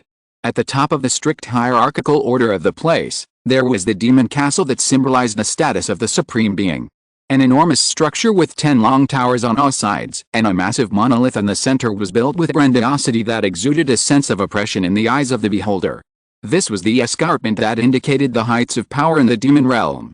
The 10 towers housed the most powerful demon families, and the final monolith in the middle belonged to the demon sovereign and a place to stay for his royal bloodline, the Demon King Castle. Within the castle, there was a demon who sat on the throne as he contemplated the matter in deep thought. He had 2 horns protruding from his head, along with long red hair and smooth skin like that of humans. He wore a royal outfit that gleamed with gold and a crown hung over his head, displaying his majesty and awe, exuding a sense of oppression. Sitting in the empty throne room, he pondered deeply over the news he received from his sources. The world was on the verge of collapse as accidents occurred one after another. His lips curled upwards in a playful smile. His heart seemed to be screaming in excitement. The anticipation of what was to come seemed to make his heart burst. "Your Majesty, is there any reason for your practical happiness?" A hoarse voice could be heard filling the entire place. The demon emperor should be angry at the sudden entrance, but instead of staring at the person, his expression became slightly joyful. The entire hall was empty, but soon, a figure appeared in front of him. "Don't you know this better than anyone else?" he replied to the intruder in an excited voice. 2 large bat-like wings appeared, converging on the spot where a pitch-black figure with 2 huge fangs appeared. "He. What a threat are you? Only you can laugh after thinking about waging wars," the intruder said, accompanied by a chuckle. The demon emperor joined in the laughter, and for a moment, it was filled with echoes of 2 people. "Dracula Joe, it's been a while. I thought you'd forgotten about our little deal to conquer the world. I'm tired of running around every day to get to the end of the preparation." "It was certainly tiring. You sure know how to joke. A man of your caliber only needs to lift his finger to get everything." The person before him had a rather cheerful expression as a facade. Wearing a noble dark suit covered by a cloak, he had dark, sunken eyes that could drag anyone into an endless abyss. "Well, what can I say? I've been busy looking for allies too," Joe said, laughing crookedly and snapping his fingers. Hiss. Dark smokes appeared, and as soon as they dispersed, a woman appeared in the demon emperor's sight. The abandoned race of elves. The demon emperor's eyes sparkled as he looked curiously at the woman, who shuddered upon receiving his gaze. "Did you like this beauty, Your Majesty? Let me tell you a secret. This dark elf lady can also take care of your daily needs." He winked at her. "Her name is Leona, and she has come with me to represent the dark elves." "Now they are also on the same boat as us," Joe murmured. "So, tell me, what are you doing here, Joe? Is it just a friendly visit?" For a moment, silence reigned in the room. The 2 of them seemed to be friends with benefits. It was a trade secret between the entire demon race and the secret organization Joe belonged to. They were a group of peculiar beings and were a strain of their worst enemies. The creature of darkness. "Am I here to seal the deal with Your Majesty? The situation around the world is quite chaotic, and as you know, humans have suffered some losses of late while many strong powers have needed some time to recover. Then why don't we turn things up a notch and heat things up a bit?" Joe said, flashing his dagger-like fangs. "Well, I've received some reports about them, and I don't know if they were true or not," the demon emperor said indifferently. "I don't know if it was a trick by those dirty bastards to lure out enemies." "Hey, that's where you're wrong, Your Majesty. It's true, and very true." A dark screen appeared before the demon emperor, displaying various events. His eyes widened for a moment, and he fell into deep thought as he watched the battle. He moved his finger nervously as he sank into deep thought, as there were still some doubts in his heart. There was a call for reinforcements, but he ignored it, thinking that it might be a trap. And he couldn't fathom the reason for taking such a huge risk for a mere reason. "Trust me, Your Majesty. The injuries they've sustained would take at least 10 years or more to heal. All of the high-level members of the League were going to be out for a few years. They wouldn't have a chance like this. If you're listening to this novel on a channel other than Fanfic World, it means they downloaded and uploaded it without effort. We cordially invite you to visit our channel, Mundo Fanfic Novelist. There you'll find the original version of this story, and you can explore many other novels of various genres. We're waiting for you to immerse yourself in a world of incredible novels. Chapter 338, The Arrival of the Storm 2. "Hey, is it okay for her to see this thing? Aren't you afraid of things leaking out?" the demon emperor asked, raising his eyebrows as he observed the dark elf. Although she looked young, he could sense a very strong aura coming from her. An expert of the supreme realm. Dark elves are a species formed by the desire for salvation. Elves are proud and arrogant and lock up anyone who disobeys these laws. Many were locked up and many others forced to become slaves and servants. The laws were so harsh that many tried to fight to change them, but all failed and were locked up in prison. The existence of half-elves was considered a sin, and they were hunted down and killed or locked away. Half-elves and all prisoners who were wrongfully imprisoned found their chance when that scum began his rampage. The first emperor of Kinley, Midgard. A complete lunatic and a psychopath whose morals were beyond twisted. He crushed the human rulers like twigs. The humans of that time were nothing but farts filled with weaklings and whiners. The demons and elves became allies and fought to the end with him, but soon the elves succumbed due to the rise of the dark elves. No one knew how it happened, but the millions of imprisoned elves accepted the blessing of an ancient being and were asked to follow Midgard in a request for salvation. They gained new abilities after losing the power of nature, and their skin became tanned, giving rise to the new species. With the end of the elves, except for the demons, all races succumbed. The dragons were another group of imbeciles who didn't listen to his warnings and locked themselves away in their dimensional world, only to be defeated by Midgard. Ruling over all species, his army invaded the demons' lands and cast them into fire, committing massacres and genocide as his wish. Even after conquering them, he treated the demons as slaves due to his hatred towards them, as they kept opposing them until a bitter end. After their defeat by the goddess-favored human, the demons were forced to serve the humans as slaves, and he didn't give a damn about the humans. Crack. Small cracks began to appear on his armpit as he thought about the disgusting history. After 1,000 years of bitter struggle and bloody battle, the demons managed to break free and made it to where they are now, but this wasn't enough. He wanted them to suffer the same fate. He wants to crush their pride before it can rise any higher. He wanted them to despair and beg with tears of blood. The humiliation they have suffered for years can only be washed away with blood. Humans have been developing rapidly, and their high fertilization rate added even more fuel to their growth. If they continue to expand like this, they will soon have enough power to devour the entire world. On top of that, unlike humans who receive strong blessings from the goddess, the devil they worship did not give them blessings, leading to the further weakening of their race. And the same went for the dark elves, who had been persecuted by the elves for generations. The elves have vowed to eradicate the entire dark elf species until none remain. The emperor raised his head and returned a fearless smile. His sharp teeth gnashed against each other, and an almighty power enveloped him, crushing the entire room, and everything began to shake. Joe laughed a little as he saw Leona tremble under the pressure. He waved his hand indifferently and all the pressure dispersed in an instant. "This is the time of our rise," he shouted with a sinister smile. His smile contained more malevolence than before, and his eyes shone with excitement. The demons have been inhabiting the land of the north, which is a barren wasteland, a dry and cold desert where the situation was quite harsh. While they were isolated in a land where it was difficult for any being to survive, they inhabited this place with no other choice than all the other races who occupied large swathes of the central plains and enjoyed prosperity thanks to the suitable climate. While some declined, others became powerful. While some had to sleep with hungry stomachs, others stuffed themselves to the brim and threw away the surplus. Everyone lived under the illusion that demons had to live in a very poor state without food to feed themselves properly, so how could they possibly form an army?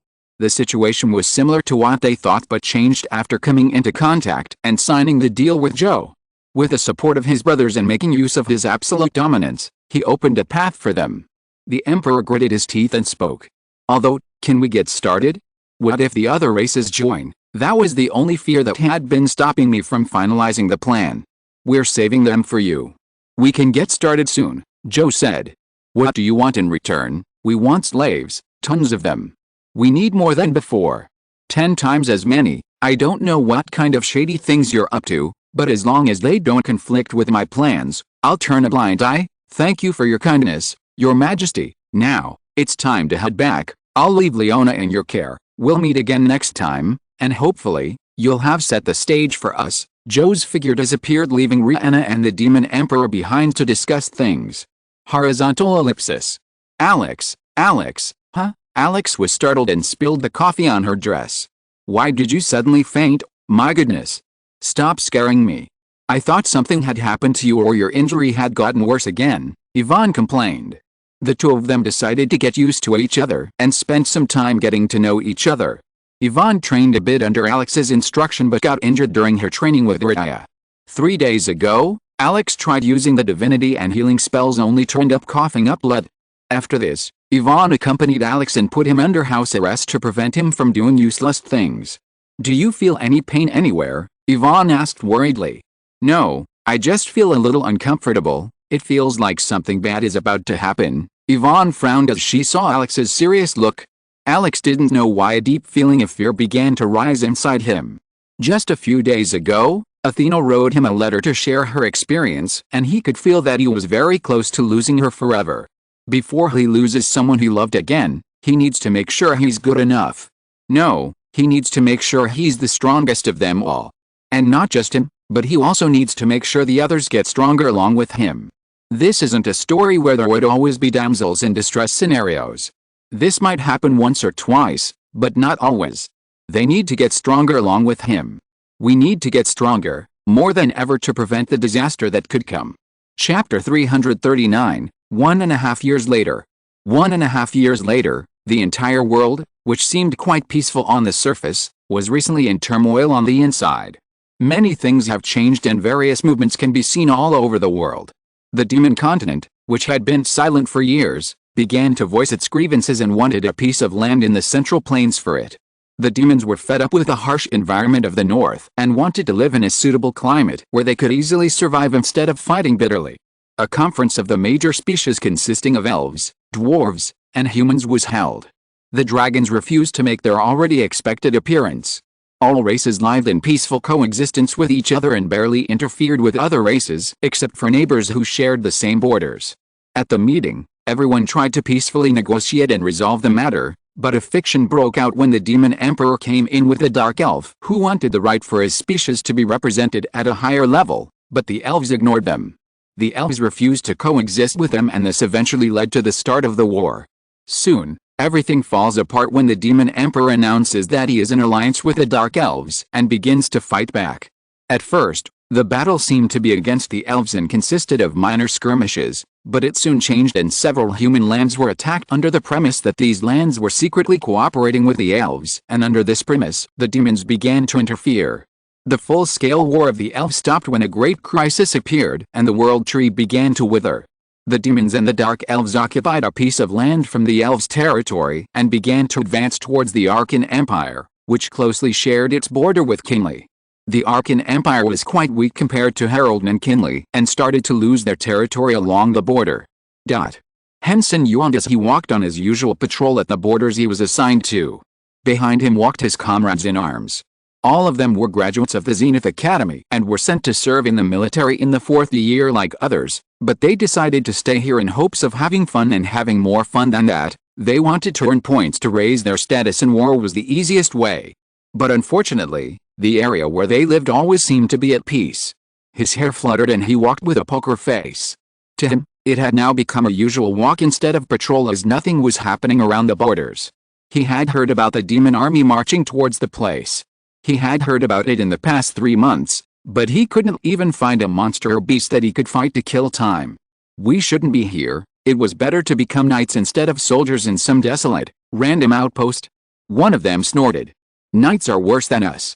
Once you become a knight and have taken the oath, you are nothing more than a dog that your master can use and throw around like one. Please, Henson said with a smile. Henson, have some respect, man. At least they are loyal. I have nothing against knights. They are the most respected individuals. A knight can only shine when his master is accommodating, not some idiotic bastard or a fool. Henson spoke and looked at the vast lands before him. Before him lay a desert, so vast and peaceful that not a single noise or screech of any beast could be heard. Other than the usual sound of the wind crashing against the sand and dragging the dunes, there was nothing here. They have been standing guard to the point that their nerves are strained to the limit. Even a single sneeze from someone was enough to put them on guard, but now everyone was letting their guard down and relaxing again. This place had become more of a vacation spot than a border zone. Sometimes, you prepare everything and harden your heart to fight against a disaster. But at that very moment, life plays tricks on you. Sometimes, you wait patiently until you lose patience, get bored and finally give up, and at that very moment, the disaster that was out of sight suddenly comes and hits you in the worst way possible. Hey, let's go play cards. Henson and everyone nodded and were about to leave when suddenly a strong wind blew, followed by a deafening roar. Henson's eyes widened as he saw the sand from a distance being blown away and a huge mushroom cloud emerging to the top. Shit, those bastards, the demons are here. They saw from afar a huge dark lizard-like figure with horns on top. It had a long tail and sunken eyes that sent shivers down their spines even from afar. "Report to everyone, we're in trouble," Henson shouted and decided to escape first to give a report, but when they turned around, he was shocked to see a huge, hulking demon figure standing in front of them with a menacing look. Most of them were at the master rank, and only 3 of them were at the epic rank, with Henson being the strongest with a middle epic rank, but in the face of the transcendent rank, exuding great pressure, they all seemed to be nothing more than ants. Their minds were clouded with fear as they saw the figure standing in front of them, who was quite far away from them. He raised his huge hand and slashed at them. Henson along with others drew their sword and attacked Demon, but unfortunately, they were no match for him. Horizontal ellipsis. At zenith. A man with a gray mustache and brown hair ruffled his coat as he walked towards the hallway. "Today was a good day. I made a bit by selling those filthy slaves. Hey, I just need to follow his orders, kidnap people and sell them to him at higher prices and auction off the remains. I'm rich. Filthy rich." He walked towards the room and opened the door with a cheerful look. "Wife, let's have some fun tonight. Tomorrow, I'll buy you your favorite necklace as a gift for an unprecedented night." Huh? The man's footsteps stopped and his eyes widened. On the bed, instead of his wife, was a man in dark clothes sharpening his dagger. She stopped sharpening the dagger and looked at him with a wide smile. "Ha ha ho. You're finally here. Welcome, sir. I'm the servant of death. I've personally come to send you to hell." The man's legs trembled as he felt a sense of oppression from the figure that emanated an enormous pressure that gave him chills. "You came too late. I was so bored of waiting for you that I had already had a little fun with her, cutting her into pieces." She was so satisfied that she fainted in the middle. A thick vein bulged on his forehead and he screamed in terror. "You bastard! Who are you? What have you done to my wife?" He screamed like a wild beast and called out to the guards outside, but no matter how much he screamed, all his pleas fell on deaf ears. Chapter 340, Graduation. The man screamed viciously. His scream of misery and agony filled the room. He hoped that his guard could hear his voice and ran into the room to save him, but all his hope was useless.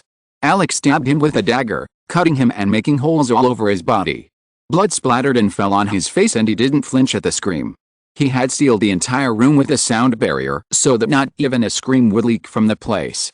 "My lord, he is already dead." The man looked up and saw a beautiful assassin appear before him, looking at him strangely. Coughing lightly, to clear his throat he said, "Haha.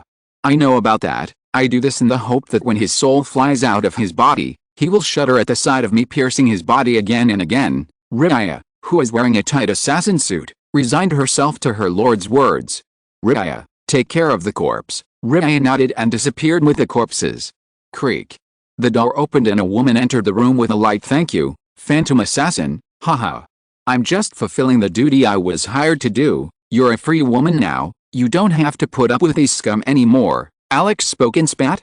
"Still, do you agree with it?" "Thank you for your grace," the woman murmured with tears of happiness. Despite all the heinous crimes he had committed, it was a mercy for him to die without any disgrace. As for me being his wife, he had many mistresses outside and I'm just here to keep up appearances. These are all the documents and transactions I have managed to get out of his safe, the woman said and handed him the documents. Alex took the things and flipped through them. A phantom assassin, Alex had been assassinating people to get out of boredom and gain some experience. It wasn't just based on money, but it also depended on the situation, and the top priority was the link with an unknown group. An organization that many of his enemies belonged to. At first he assumed that they were creatures of darkness, but now he wasn't sure about it as he found many small links about the group. They teamed up with Lamar for experimentation and helped that idiot, second Prince of Amadon, with magic papers that the magic towers hadn't found a single clue about yet. Alex was sure that it wasn't that the people in the magic towers were useless and couldn't find anything, but that there might be someone in a higher position who was stopping things. With a little evidence, Alex found that these groups had a wide network, from illegal auction managers to slave trafficking. They also had mana crystal mines and extended hands even to key social figures. 40 people on whose kill list held important positions in Kingly. With the deals, he was only able to find the middleman, but that middleman was never able to get anything as his memories had been altered, and to make matters worse, he was unable to use a soul search. "Madam, I take my leave. I hope you live well," Alex said, and his figure disappeared from the windows. The sound of trumpets rang out and the whistle blew along with the songs. The atmosphere was quite cheerful, and the third-year students of the academy were enjoying their last moments at the academy. First, there would be a meeting, after which there would be some battles to entertain the guests from all over Kingley. Jeremy and Hurt walked through the crowd looking for a table to sit at for the tea ceremony. "Where the hell is Alex?" Jeremy complained as he couldn't find him in the crowd. "And where's Joey?" Hurt looked around and said, "Look, Joey is flirting with the girls over there." After being heartbroken by Raya and the other two girls' refusal, he's trying to calm his heart with others. "Damn playboy," Jeremy spat. "And now where's Mr. Beast? You only look for women in love," Hurt replied and narrowed his eyes. "He's over there, Kuwak." "My eyes," Jeremy groaned, closing his eyes as he looked around the place. The girls all over the place were staring at the person sitting on the chair. Long golden hair flowed down his back. He wore a bob and exuded a scholarly and otherworldly aura. The person seemed to be standing at the epitome of elegance. Stars seemed to twinkle around him along with imaginary hearts. With a book in one hand, he sipped tea with the other. Alex's face had matured greatly during his time at the academy. Previously, everyone could sense the wild nature of his presence, but now he looked like a scholar and a refined gentleman who could kill any lady with a glance. The only flaw Alex's character had was his wild nature and his face that did not have the mature features of old wine, but that was a thing of the past. Hurt and Jeremy pulled out a seat and sat down as they looked at Alex, who seemed to be immersed in this world. "Give me money, I've won the bet," Jeremy said with a smile. Hurt gritted his teeth, took out his purchase, and handed him a check for 100 gold coins. Alex frowned and asked, "What's the bet for?" "We made a bet on how long you could keep up your facade," Hurt said nonchalantly. Everyone might have been confused by Alex's actions, but he wasn't. He knew that this man behaves like a human being during the day and turns into a wild beast at night who goes on a journey to quench his bloodlust. He's a complete maniac. "It hurts you, you lost." "He's a born loser," Alex said with a sneer. A thick vein bulged on Hurt's forehead and he asked, "What do you mean by that, Grandpa?" "You're good at forgetting things. Just look at that place," Alex pointed with his finger. Hurt and Jeremy turned their heads to the distant place, where statues of people in the Hall of Fame were carved. "Can you see my wife's statue along with the labels underneath it?" They looked at Raya's statue and the labels. The youngest person to reach the transcendent rank at the age of 19, the youngest person to reach the legendary rank at the age of 20. It could have been you if you hadn't acted like a country bumpkin. Chapter 341, Graduation 2. Hurt gulped as he looked at the statue of Raya standing above the place with flags fluttering above it. There were many statues beside it, and each of them had carved their name in the academy as well as in history, but none of them come close to Raya's achievements. When the professor learned that she had a legendary rank and had been hiding her strength all along, it ensured great chaos, as reaching the legendary rank at the age of 20 was a legendary feat. It was an event that needed to be recorded and spread throughout the world, as it would bring glory to both Kinley and Zenith Academy. But it didn't happen, as his rank dropped to the transcendent rank and he was bedridden for months after Alex's blessings completely disappeared. The consequences hit him hard, and the reason behind it all was very simple. He made a mistake. He went straight for that mythic rank and was thrashed with just 2 moves. In the face of death, in order to have a chance at survival, she burns her life to gain strength to face the mythic rank or find a chance to flee. And while she was in a coma, the professor who had seen Raya's prowess decided to ruin everything under Alex's arrangement, and she was recorded as the youngest transcendent rank at 19 years old. She soon became legendary rank and obtained the youngest legendary rank tag, and her name was engraved in the Hall of Fame. Meanwhile, Alex focused on fully recovering and tried to accumulate as many tenure points as she could and increase her level. She knew that once she entered the legendary realm, she would rarely encounter legendary rank warriors to kill and level up. The stronger the person at the transcendent rank, the greater the boost she would get when advancing to the legendary rank. Hurt cleared his throat to shake off the awkwardness under Jeremy's confused gaze and said, "You speak as if you hadn't made a mistake." "If I hadn't made a mistake, did you think you'd be sitting here drinking coffee in front of me?" Alex snorted as he realized that screwing up was synonymous with losing hope of life. Alex literally wanted to beat this man up and knock his teeth out after he returned. Just for being an idiot who went straight to the boss enemy, he had suffered a lot. If he hadn't gone there directly, Alex would run away after taking prisoner after finding out the boss monster's level through his mana sensor. Unfortunately, he got caught up in the mess and used the power, which made him lose his vitality. At first, it didn't seem like a big deal to him as he thought it could be fixed by adding stats, but no. He couldn't add stats to vitality, nor was the reward of 20 or more stat increases applied to vitality. Until he recovered from the damage to his soul, he couldn't put anything in there. A normal human who had an average of 10 points of vitality could live for 50 to 60 years, after which, for every 20 points of vitality increase, 30 years of lifespan is added up to the limit of 150. After reaching the legendary rank, you will get a significant increase in your lifespan and be able to live a long life. He was not bedridden for months, but he could feel a slight suffocation and discomfort when he tried to use his powers. Although it had brought him great pain, it also made him aware of the sacrifices his wives had made for him. Previously, he had no talent nor did he want to train, so the goddess showed him his wife's condition after undergoing the forbidden ritual. The goddess Rebecca asked him to feel this same pain in order to understand them, and the pain he suffered, he remembered clearly. It was more painful than giving birth to a child, although he had not experienced such pain, he was sure of it. It was a pain akin to when every bone in your body was broken, when your muscles and tendons were cut and torn out as 1,000 needles pierced you, making holes in your body. Athena, Christina and Rhea could endure it, but Yvonne and Catherine fainted for days, unable to move for a month, and Athena even lost her sight. Even after going through such a thing, none of his wives had complained to him or boasted about the sacrifices they had made for him. Even Yvonne, who was always complaining and grumbling, never cursed him or blamed him for the pain she had suffered. If this wasn't enough for Alex to give his heart to them, then it only means that he is incapable of feeling love. His wives had given him this life, and this life would belong to them alone. While Alex was in deep thought, an announcement sounded calling everyone to the Colosseum. Alex and others walked towards the Colosseum. Alex looked at Joey, who joined them, and asked him to stop playing around. "You're still as strict as ever," Joey muttered helplessly.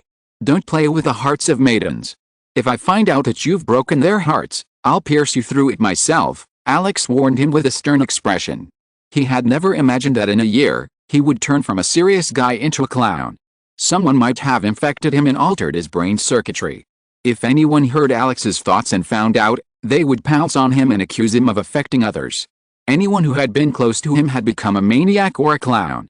Even Hurt, who was known as the cold-faced man, had become a clown after staying with Alex. Only his wives resisted this and were able to maintain their sanity. "I'm just seeing if we can be compatible or become a couple. I don't want to be rejected again and again," Joey said with tears in his eyes. After being dumped by Rhea and beaten by Alex, he was completely isolated. Alex already exonerated the instigator and tortured him to the point that he didn't even raise his head in front of Alex. As Alex and others walked up to the stage, Alex looked at Rhea laughing as she chatted with her friends. She had opened up a little, and with 2 prestigious titles, I hope her inferiority complex has lessened a little. "The guests have already arrived, please stand up and applaud." The announcer spoke and his voice vibrated throughout the stadium, causing a huge round of applause and cheers. First guest, first Prince Sean, and accompanying him his second guest, Duke Lent. Everyone stood up to show their respect and began to applaud. Following him, Marchioness Andress and her knights. The announcement began to spread their names and the guests began to arrive one after another and took their seats in the VIP seats in the massive Colosseum. Representing the Lockhart Merchant Group, Princess Yvonne Lockhart. Yvonne Leonhardt. The announcer changed the speech when she suddenly felt the deadly gazes of Yvonne and the knights behind her. She simply wrote it wrong due to her strange habits and didn't actually mean it, and no one had anything to do with it, as even on the list it was written as Leonhardt. She wiped her sweat and changed the subject. "All guests, please take a seat and enjoy witnessing the future generation of Kinley." Great. Dueling with them to earn respect was a good idea. Alex rubbed his chin with a satisfied smile. But only a handful of people know that it was a one-sided beating, and it continued until they accepted that Alex was their master and that serving Yvonne means serving him. And they knew very well that if Lady Yvonne wasn't called Leonhardt, they would lack hearts in their bodies tomorrow. Everyone looked at Alex with various kinds of thoughts while he looked at Yvonne with a sweet and gentle expression. Anyone who saw him could feel the overflowing love in his expression that burned their heart. My God, he's going to get affectionate with Princess Yvonne? Wasn't it enough for him to just have the goddess Rhea and now her? What would a bachelor like us do? Go and kill himself? Alex noticed their gaze and gave them a soft smile that sent a chill down their spine. He was forced to attend the academy as punishment, but we'll be the ones being punished. Alex noticed everyone's thoughts and flashed another smile, giving them a wink to twist things around, meaning you're right. Yvonne, who returned to her seat, stared at Alex's graceful posture. Knowing Alex, she was sure that if Alex claimed to be the second best actor, no one would dare to claim to be the first. Just look at his posture and his graceful smile. Can't he just stay the same as always? Why does he have to act like a ruffian with me? Yvonne complained in a dissatisfied tone. Now that everyone has taken their seats, we will begin the challenge. Students can also challenge the people sitting in the guest seat, and guests can also challenge students. Matches would be held virtually with the help of projected artifacts where there is no risk of dying. To make it more real, anyone can challenge others regardless of their rank, but be careful not to challenge others of too low a rank and look down on them. Even if you lose, don't forget your purpose. This is just an exchange to broaden your horizons about the outside world before leaving the academy and going to the frontiers to serve, which is full of dangers. So, without further ado, let the challenges begin. Chapter 342, Battle with the Rancor and Hurt's Defeat. The matches began and fierce battles were initiated one after another. Raya and Hurt, who represented the class in strength, were challenged one after another. And surprisingly, Alex was not on the list of the strongest to be challenged because Alex had turned his weaknesses into opportunities. For a quicker recovery, Alex did not train or use spells for 3 months, and during that time, he focused on research and refining the understanding of his powers, especially darkness. The priest and doctors who examined him also gave a verdict that he was seriously injured, although the situation came to this because Alex escalated the matter and asked for permission in fights and practices, which also made it difficult for others to discern his progress. Many people sent servants to observe him, and most found him coughing up blood in the middle of walks or studying in the garden. And in this way he had managed to throw dirt in the eyes of many. But only fools would believe in that facade. Harry, along with many others, knew that Raya wasn't a real monster, but Alex. He was the one behind everything, watching and pulling the strings, only reappearing when the moment called for it. Alex, who was watching Raya's match with great interest, felt a tap on his shoulder and looked back. "Professor Quinn, did you finish your mission?" "Splendidly," Quinn replied, taking a seat beside him. "Looks like your facade would be broken today. How did you come to that conclusion?" "Are you going to challenge me?" Alex asked with a smile. "No.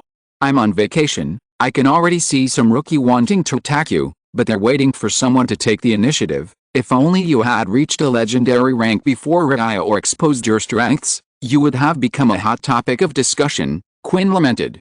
"Raya deserved the recognition, and I didn't want to ascend to the legendary rank hastily just to gain some popularity. I need to consolidate my strength and heal my injury completely. It's those fools' fault for forgetting me, but like you said, it will soon break. I'm already your fan, Alex. I'm cheering you on." Quinn gave a thumbs up. "We'll soon fight to the death, this battle maniac," Alex said after seeing him. Hurt, who was standing at the side instead of stepping down onto the stage, was suddenly startled by a ray of light that flickered, and an opponent appeared in front of him. Previously, he tried to retreat but was challenged one after another, so he decided to remain on the stage. "Injured, do you dare to accept my challenge?" The atmosphere suddenly descended into silence with the man's appearance for an instant, but the next moment, it erupted into an uproar. "Oh my god, is he the one I'm thinking of?" Swordsman Mark, the person ranked 43rd on the continental list of the legendary rank, is considered a nemesis for a mage. The wounded face hardened a little upon hearing the people's words. The man before him gave off a feeling of suffocation. Although Mark looked like a noble, he was certainly not a flower growing in a garden under everyone's shadow. Hurt stepped onto the stage and said, "Shouldn't you challenge a swordsman of your caliber? I will after I defeat you. I heard that you are a great mage and mages like to underestimate us too much, so today I will break your ego. We'll see," Hurt said with a smile, and both bodies disappeared as a bright light enveloped the stage and a huge screen appeared. Since the overall strength of the combatants was quite high, an artifact was used to create a virtual place where they could fight where they wouldn't die even if they were killed, but the pain they would feel would be quite real. Hurt started the battle by bombarding Mark with spells. Mark danced around, dodging the attacks and kicked the ground, leaving the crater behind. His body shot towards Hurt, but a huge ice wall appeared which was cut by Mark. Mark slashed his sword in the air and went straight for Hurt, but the direction of some of the sword blades changed while others disappeared into the air. Mark's eyes widened in surprise for a moment and his eyes sparkled with excitement. His lips curled upwards playfully and he took on a different sword stance, a smile on his face. Hurt felt a tingle down his back. He immediately stood on guard and began to cast spells one after another. It's useless. The battle is over, Mark said, and his figure disappeared. Hurt waved his hand and cast the spell. Wind gust, an invisible spindle-shaped mass formed between Hurt and Mark, but to Hurt's surprise, it suddenly split apart and he was unable to react because he felt that Mark had suddenly become so fast that he couldn't keep up with his movements. Mark's figure appeared before Hurt and he stabbed forward, heading towards Hurt. Hurt cast a barrier but the tip of the sword pierced through the barrier and broke it. Interference. Hurt reacted a little late, unable to match Mark's speed, but he thought it was enough. Mark felt a distortion in space and his sword trembled a little, but soon a blue light covered his sword and the distortion in place couldn't affect him anymore. The sword stabbed straight into Hurt's chest and his upper body was immediately destroyed, leaving behind his legs below the waist. Hurt was killed and immediately taken outside, where he was sweating profusely. "What the hell happened there?" Hurt shouted. "Looks like he can use that too." Alex rubbed his chin. It was almost similar to the anti-magic Alex used in their fight near the graveyard 2 years ago. Quinn was also looking at him curiously. He had a hunch, but he wasn't sure about it. Alex chuckled at Quinn's gaze and felt that there was another man on this madman's radar. Lastly, he sighed at Hurt's condition. Honestly, Hurt's skills were good, but he lost because he was overconfident and underestimated his opponent, plus Mark was very agile and Hurt had a hard time reacting to Mark's attacks. If his range was a little higher, Mark wouldn't be able to break through Wounded's spells. Alex shook his head and went back to doing his business when he heard a loud shout. "Alex, I want to challenge you next." "Huh?" Alex turned his head to see Mark looking at him and pointed at himself for confirmation. He wasn't surprised by the challenge, but shouldn't it be in a specific order? "You defeated Hurt, shouldn't you go after Raya next?" "Why me?" Besides, Alex was at the mid-transcendent rank while Mark was at the legendary rank, so he should be a little shy before asking him. However, he had to go because this challenge was against the rules. "Finally I get to see something fun," Quinn said, almost jumping out of his seat in excitement. He was always looking for fun, and what could be more fun than watching the sleeping beast go crazy again? "Alex, I hope you don't disappoint me." Alex stared at Quinn, who couldn't contain his excitement. "How many screws does this guy have loose?" Alex closed his book and stood up from his seat. He could feel everyone looking at him. A small smile appeared on his lips as he looked at Yvonne's worried expression and winked to assure her. "Yvonne's never seen me fight for real. It's a good chance to show my wife who I am. Should I dominate the battlefield or take it easy? No, I must find grace so Yvonne doesn't think I'm a barbaric brute." Mark, who was waiting for Alex, suddenly flinched a little. Chapter 343, Alex vs. Mark. Alex took out emotes with an evil smile on his face as he walked down the steps leading to the stage. The people he passed by forgot to breathe as Alex walked past. As soon as he took off the moat, Alex's aura changed completely. The power he had been holding back began to emanate and sent a chill down everyone's spine. He had previously looked like a gentle scholar, a harmless herbivore, but now he looked like a predator that was going to hunt and devour its prey. The moat was an artifact that Athena obtained from the Rhine Kingdom, who offered it to him as a tribute for his immense help. Without Athena, the lands would have become barren and sterile, had she not dealt with the consequences. She bestowed him with a gift after casting a few spells that prevented his killing intent from fading away and calmed his mind. Even if he is angry and releases his killing intent, it will be neutralized by the mode and it could also hide the user's rank. "Hurt, take care of the coat," Alex spoke and threw his coat to Hurt, who caught it hurriedly. Hurt wanted to protest that he wasn't his servant, but he couldn't do it in front of so many people. He knew that his dignity would be trampled by Alex if he stayed with him. "Let's get started." As Alex and Mark stood facing each other in the center, Alex could sense hostility from him, and before he could ask Mark, his images disappeared. Alex now stood in front of vast plains where gentle winds caressed him. He turned around and found that Mark was nowhere in his sight. "Ah!" Alex muttered and his figure blurred. Boom! A loud explosion occurred where he stood, and the ground was split in two by Mark's violent stab. "Aren't you a magician? How can you have such a fast reflex?" Mark asked with a bewildered look. His curious question was answered by a burst of flames. Heat exploded around him, and the flames from Alex's hand shot out in all directions like a dragon's breath. Silence. The entire place seemed to catch fire. The place became hot enough to melt skin, The moment the heat caught the enemy, it would be their graveyard. Mark turned around and ran at full speed as he cut through the barrage of flames and aimed for Alex's face as he slashed his sword to throw wind blades at him. Alex's eyes flashed and a magic circle appeared beneath his feet with a gust of wind, Alex's image appearing in the distance. The ground at that spot collapsed, taking Mark by surprise, and vines began to sprout from the ground at an incredible speed, turning into a tree trunk and grabbing Mark's body like a giant snake. It was a threatening attack, and the vines began to coil tightly around his body trying to pull him down. Mark struggled fiercely, and a bloody force erupted from his body. His sword flashed as he enveloped it with an aura and slashed at the tree trunks attacking him. Swish! Swish! Swish! He cut through everything coiling around his body in an instant, but at that moment, a powerful force struck his body and he was thrown into the air. Mark bounced off the ground, but quickly turned his body to land on his feet and spat out blood in his mouth. Wind sword, swish! Alex didn't miss the chance and slashed with his hand. Wind blew from the movement as it turned into a sword that attacked Mark. Alex bombarded Mark with a wind blade one after another. Mark took a defensive stance and began swinging his sword fiercely, trying to parry and deflect the attacks. The deflected wind blades crashed into the ground, forming cracks all around. The ground near Mark was in a mess and everything around him was shattered due to the clash against the wind blades. Mark, while deflecting the wind blades, began to counterattack and slashed his sword fiercely. A massive 5-meter-long arc of blue light shot towards Alex and swept everything away. Alex raised a barrier, but the arc easily pierced through it, cutting it and moving towards Alex. Alex waved his hand and a massive fireball appeared above his head and compressed into blue flames. Alex compressed it down to the size of an egg and threw it towards the oncoming sword arc. Boom! Both attacks collided and erupted into explosions that canceled each other out and spread shockwaves. Time to end this, Mark said with a smile and lifted his right leg forward. He threw the sword back, taking a stance.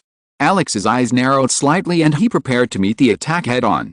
Alex's mana began to swirl and a strong wind emerged from it that took the form of a tornado.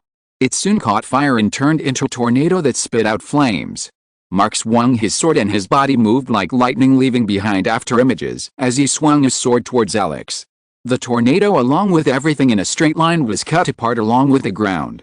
Alex's body was hit with an invisible force and split into two. His body shot backwards like a cannon and Mark appeared behind him with a big smile.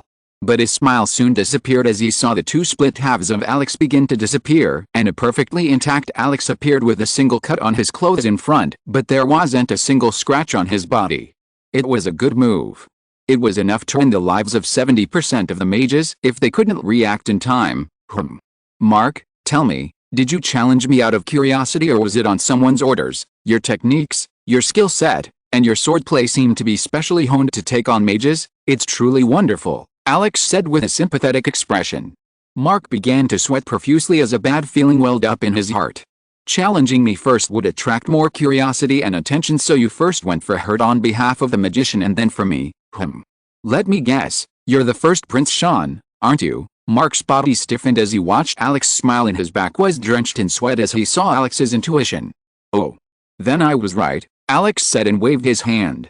Actually, it was just a guess. He could tell Mark's intention from his hostile and resolute gaze, but he didn't know who was behind it, so he started from above, but coincidentally, he hit a dead spot. A piece of rock rose from the ground taking the shape of a sword, and then it was covered with a layer of ice at the tip followed by a layer of light making it as sharp as a razor. And as soon as Alex grabbed the handle, an intense aura erupted from it. The aura was so intense that it distorted the entire place and made the ground tremble. I've warmed up enough, it's time to really attack, and yes, as a magic swordsman, not as a magician.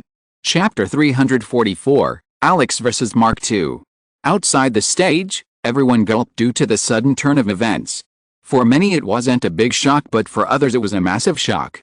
They saw Alex utter a few words which caused Mark's expression to distort and pause the battle, after which Alex made a sword and emanated his aura, which caused the screen to blur for a moment. Sean, who was watching the match, tightly gripped the armpits of his chair as he gritted his teeth. Seeing a sly smile on Alex's lips and Mark's expression, he was sure that Alex might have picked up a hint about his participation. Alex hadn't declared his intentions, nor had his father made any claims of accepting him back, but he didn't want any more variables. His battle with Hex was already too demanding, and he didn't want Alex to run for the crown or help others. In order to keep him down, he needed someone to crush him here on the grand stage. He knew that Alex knew a bit about swordsmen, but what could he learn from that remote place since he studied at the academy as a mage? Even if he had some skill with this sword, it would have already been rusty. That was why he had chosen Mark, who is the nemesis of the mages, to deal with him, but who would have known that there was much more to him than what one could see? The aura that Alex emanated was enough to prove that he trained properly in that aspect. And now, instead of crushing him, he had set the grand stage for Alex, and by defeating Mark, Alex could finally enter his name into the continental list and spread his fame far and wide. Yvonne raised her eyebrows as she noticed Sean's expression and spoke with a seductive smile. "Your Highness Sean, are you feeling uncomfortable anywhere? Your face doesn't look right." "Ha ha ha. It's not Princess Yvonne. I was very surprised to see the youngest's performance. He has exceeded all expectations. I am only concerned about his well-being. Seeing his household progressing properly, I am sincerely happy," Sean said in a deep voice through gritted teeth. "Oh. In that case, I will convey your kind intentions to Alex," Yvonne said with a smile and turned her attention back to the screen. For a moment, the change in Alex's aura took him by surprise. She had seen him get bored, but he always looked bored. This was the first time she had seen him seriously. Athena along with the others already had their ears numb from singing his praises, which she easily dismissed. But seeing Alex fighting so close, made her heart race a little. Honestly, he looked pretty cool. Quinn, who saw the scene, jumped out of her seat and started laughing strangely, scaring those nearby. "It seems like he wants to prove something." Mark was startled by the sudden change, as an immense crimson aura swept over him. "I'm not a magician. I'm a magic swordsman. All magicians and swordsmen underestimate the magic swordsman. That's why I wanted to prove that we, magic swordsmen, are not inferior to others." Mark gulped as Alex mocked him. "No, I can't lose. If I lose here, my lord will become everyone's laughingstock and his reputation will skyrocket." He gripped his sword tightly and moved forward. "What?" Alex and Mark's swords clashed. A strong aura that wanted to devour Alex emerged from Mark, but was unable to pierce Alex's defense. Every time his sword struck, a powerful shockwave swept through everything. For a moment, Mark couldn't hide his surprise. Alex was at best a transcendent rank expert, but he displayed absurd defense when it came to blocking his aura. Even if Alex's prowess exceeded his expectations, Mark had an advantage in range and experience, but from the first clash, he could feel that he was falling short against the boy who had just turned 21 and spread his wings that he desperately wanted to cut off due to his lord's orders. Rumbling. Rumbling. The ground began to rumble and crack. Mark gritted his teeth to pour more strength into his arms and increase his aura.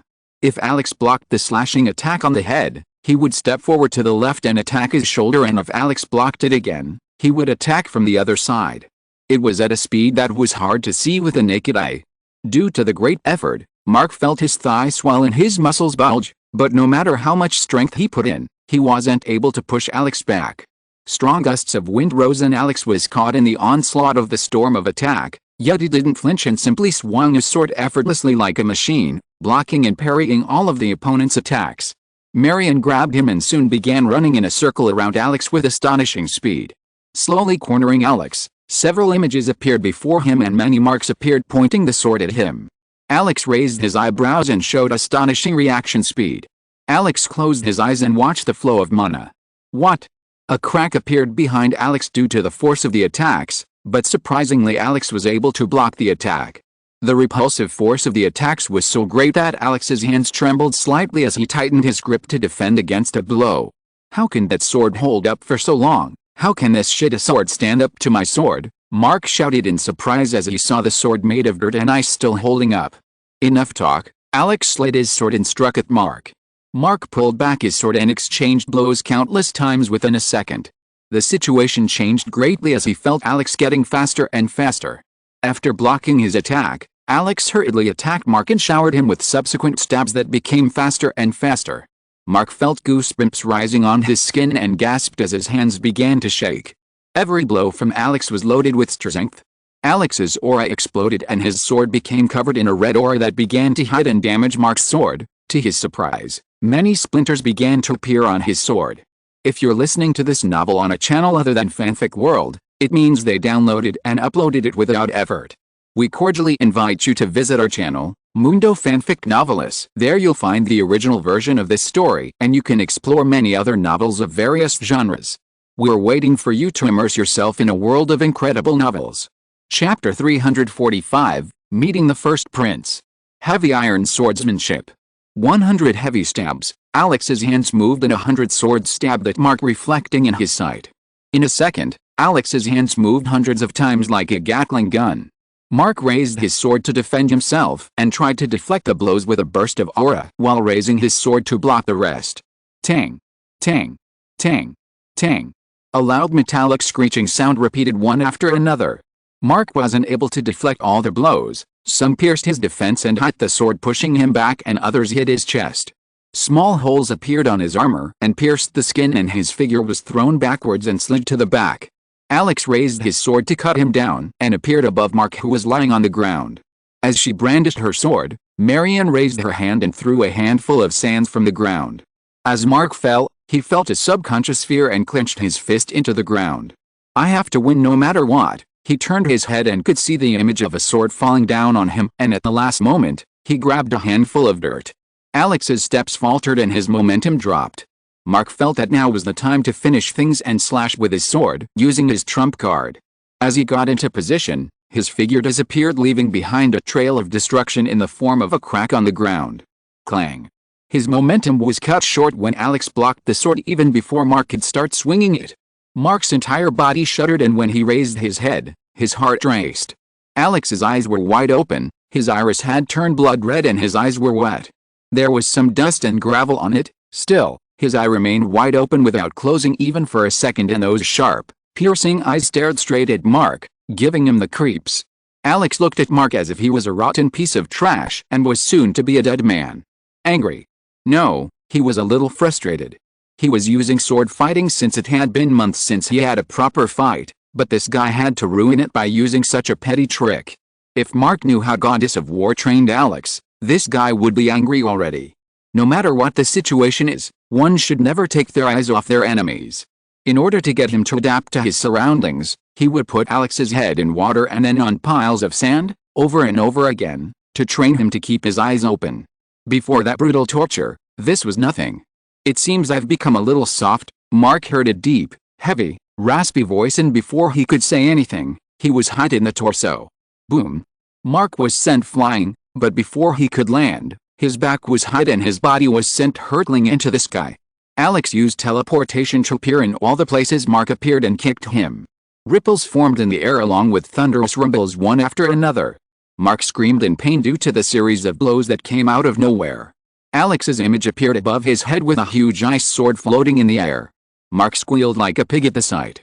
Alex mercilessly swung him down and enveloped him in a crimson aura. The virtual world distorted due to the explosion of aura. The sky seemed to be cut apart along with the earth, and Mac's body disappeared from existence and everything turned white on the screen. In the Colosseum, those watching the spectacle were shocked, wondering what had happened just now. Mark's figure appeared on the stage and fell to the ground with a burden. I'm alive.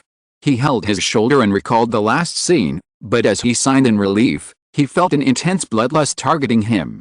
He looked up and saw Alex staring at him with venom and felt as if an entire mountain was weighing him down. Ark! He held his throat and found it difficult to even breathe. The winner of the match is Alex. The referee stepped in after seeing Mark's condition and tried to mediate between them.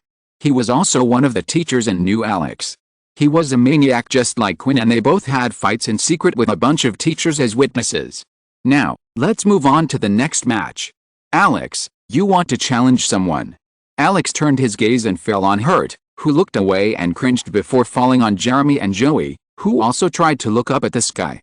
Only an idiot and a masochist who wanted to get beat up would fight this guy.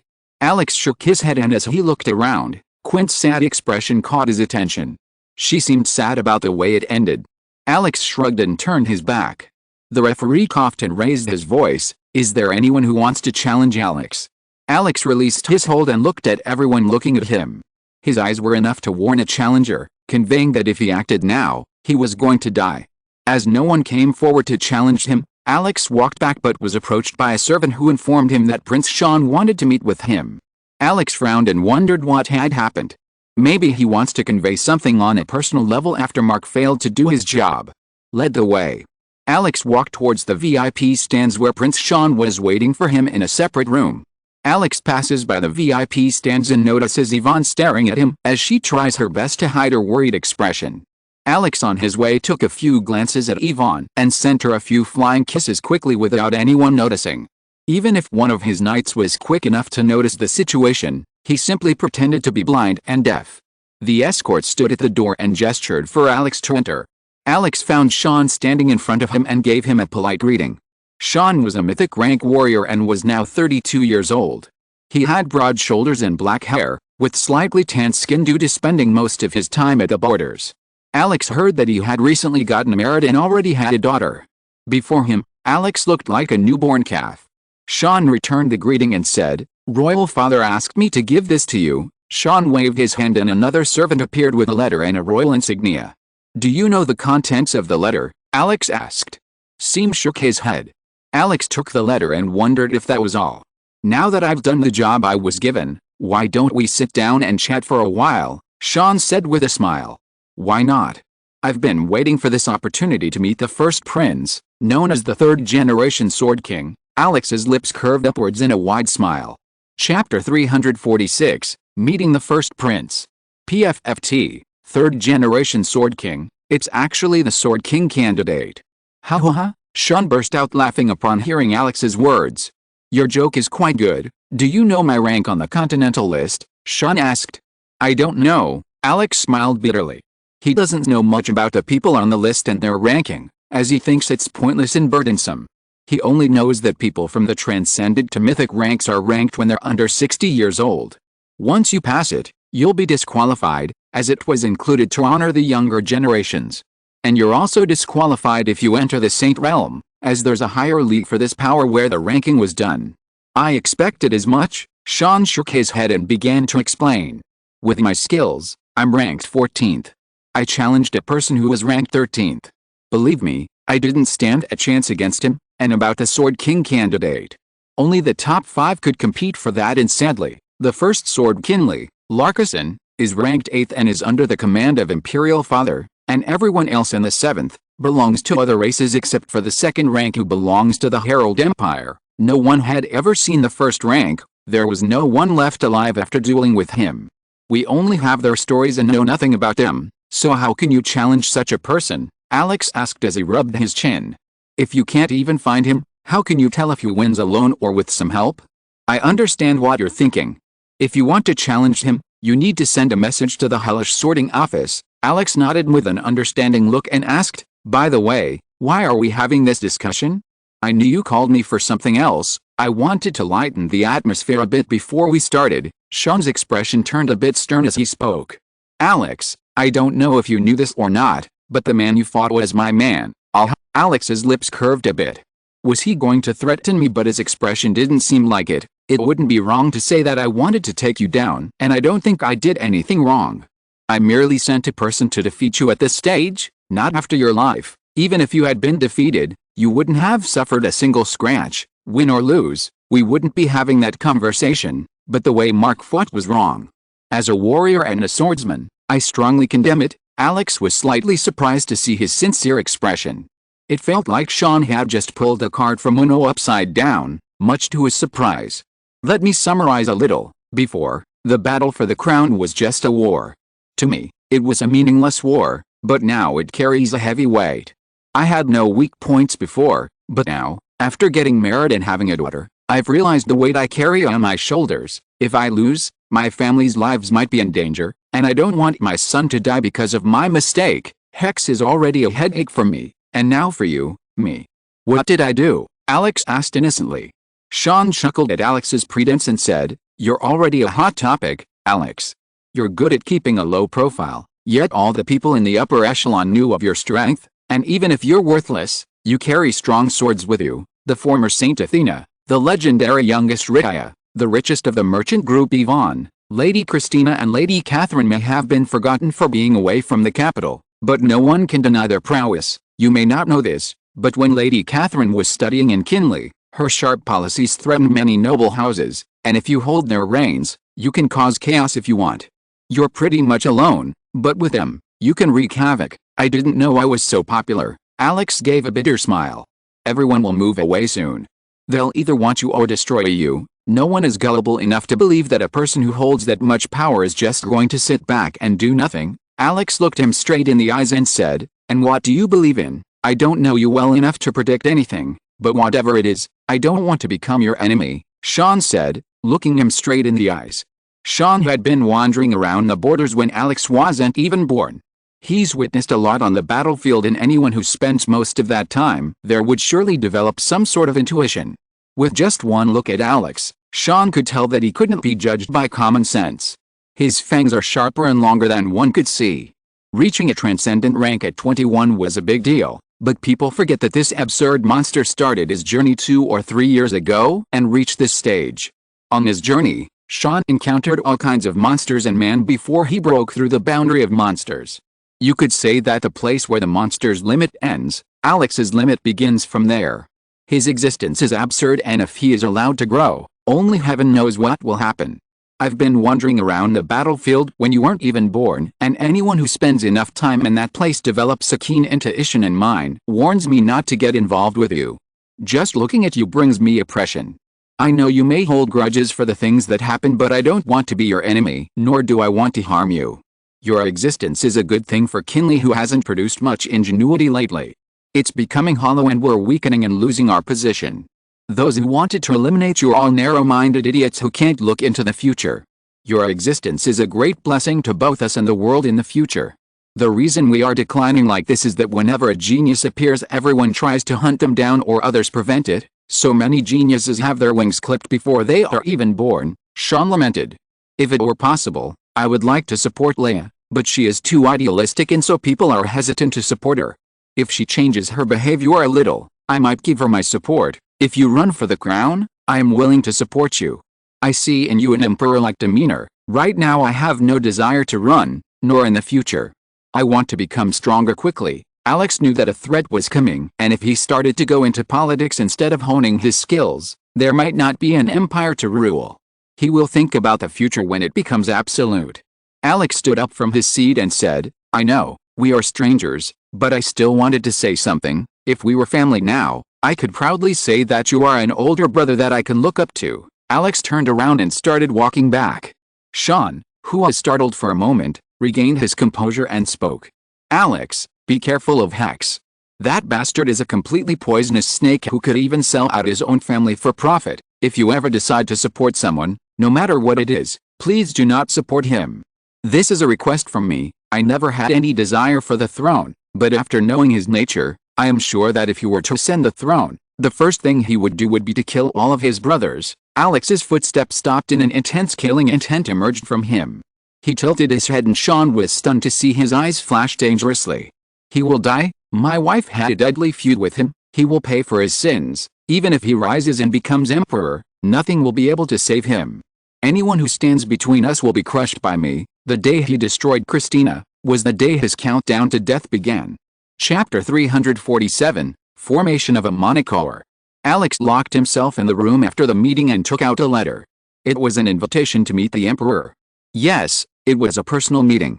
While many would shed tears of joy just to have this opportunity, Alex once again had a strange feeling about it. He didn't know that every time he was asked to meet him or heard his name, he would start to feel uneasy.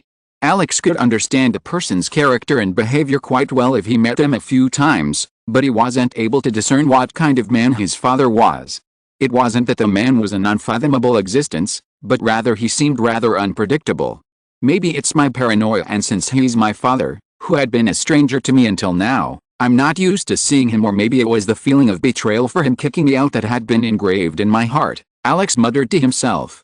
In the past year, Alex did a lot of things. He had founded and expanded his information guild, gotten a team from his assassin squad, formed connections, and obtained supplements.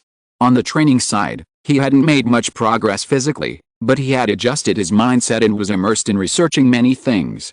On top of that, he was researching the aspects of monocores and had made a breakthrough. Near his heart, he was able to condense mana particles to form a mana storage through the core and further strengthened his mana heart. The only reason he didn't advance to the legendary rank was that he hadn't formed the core. He had hoped for a way to give his core an attribute, But at present, it was impossible for him unless he could find a treasure like a dragon heart or some heaven-defying herbs. And furthermore, it was something new. He had collected data from the people who had been experimented on in Bright and had been transplanted with animal and beast cores. Secret organizations used the power of darkness to make a gas that could corrupt most beings. The core turns black, and those people extract it from beasts and place it into the hearts of humans through some sort of operation. Alex wanted to rely on his research and his understanding to form a core at the base of his heart, between the two lungs. If he deemed it unnecessary, then he would begin his preparation to break through. Although a lot of time would be wasted, at least his foundations would be much firmer. If the base is the foundation of the tower, advancing to the legendary rank would serve as a pillar for the tower. A substantial difference can be noticed once one ascends this rank, and the higher foundation one has, the greater boost one will receive. Not only that, Alex wanted to solidify his foundation to the limit. Instead of engaging in strenuous physical exercise, he chose to increase his inner energy and mana flow, control, and efficiency. With his current control, with just a flick of a finger, Alex could control the mana in his surroundings and could even render the other unable to gather mana, but the opponent must be 2 ranks lower than him and his comprehension must be lower than Alex's. Mages can find a way to resist, but until warriors use aura to protect themselves, they won't be able to efficiently absorb mana. With enemies threatening the borders, he needed to prepare for unexpected situations if he was stationed near murky waters like the northern front, where the demon attack seemed to be occurring. Silence. I feel like I'm going to war, Alex muttered as he thought of the meeting. A war of physiological warfare. It wasn't that he was afraid of that man, rather he was afraid that he would lose control and start talking nonsense if his so-called father starts playing with words and politics with him. Until the time of the meeting, Alex locked himself in and meditated and maintained his optimal state. Alex had locked himself in for 2 days, which made Riya worry about him. Riya wanted to look for Alex, but Alex had asked her to only call him if he didn't show up at the time of the meeting. Riya walked towards Alex's room.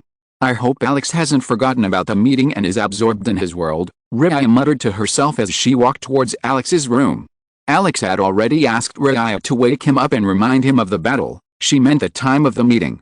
Riya stood in front of the door and was about to knock on it when she felt an overwhelming aura coming from inside. Did something happen to him? Riya's expression stiffened and she immediately pushed the door open and walked in without wasting a second. She had just taken a step when a powerful aura assaulted him. Riya looked up and saw Alex sitting cross-legged as a cocoon of red aura covered him completely. Riya noticed a small red sphere glowing near his heart that seemed to keep the flow of mana, condensing it. Riya's worried expression disappeared as the cocoon began to slowly break apart and all the energy began to assimilate into her body. You finally managed to form the core. Congratulations on taking another step towards monstrosity, Riya said with a smile. Alex's eyes widened with a grin. Riya, you sure know how to break my heart. Shouldn't you be giving me a gift? How can you congratulate me just with a few words? How about we have some fun? I'm brimming with energy and stamina, Alex said with a wolfish grin that made Riya's heart shudder. Riya's face heated up and she shrank back with a nervous expression. What are you saying? It's still broad daylight. And you forgot about the meeting, Tisk. Alex clicked his tongue and stood up. How can I forget about that? I just hope he doesn't anger me. Alex snorted and stood up.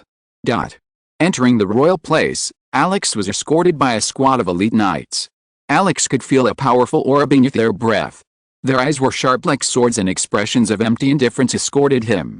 It was hard to tell what they were thinking, but Alex could sense that they were monitoring him and that his every step was being watched by them despite them putting on a facade. Did they think that I can harm someone with my strength here, in a place filled with legendary ranks? As Alex entered, he felt a hostile gaze coming from afar. He quickly turned his head and his dangerous senses immediately activated as he saw a bright sword condensed from pure energy rushing towards him. Soul attack. Alex quickly raised his guard and his eyes locked onto the sword shooting at him. The sword pierced through an invisible wall and was unable to move forward. Alex closed and opened his eyes and a weak shockwave spread out and the sword condensed from soul power burst into pieces. Alex wanted to attack, but the man seemed to have disappeared and he was unable to catch him with a map. How lucky you are, Alex muttered. Alex didn't know if it was a test or a true killing attack, but if Alex had attacked, the person would now be in the grave. The knights stopped their steps as they saw Alex standing in a trance-like state. They looked at each other and tried to approach him, but the aura surrounding him repelled them.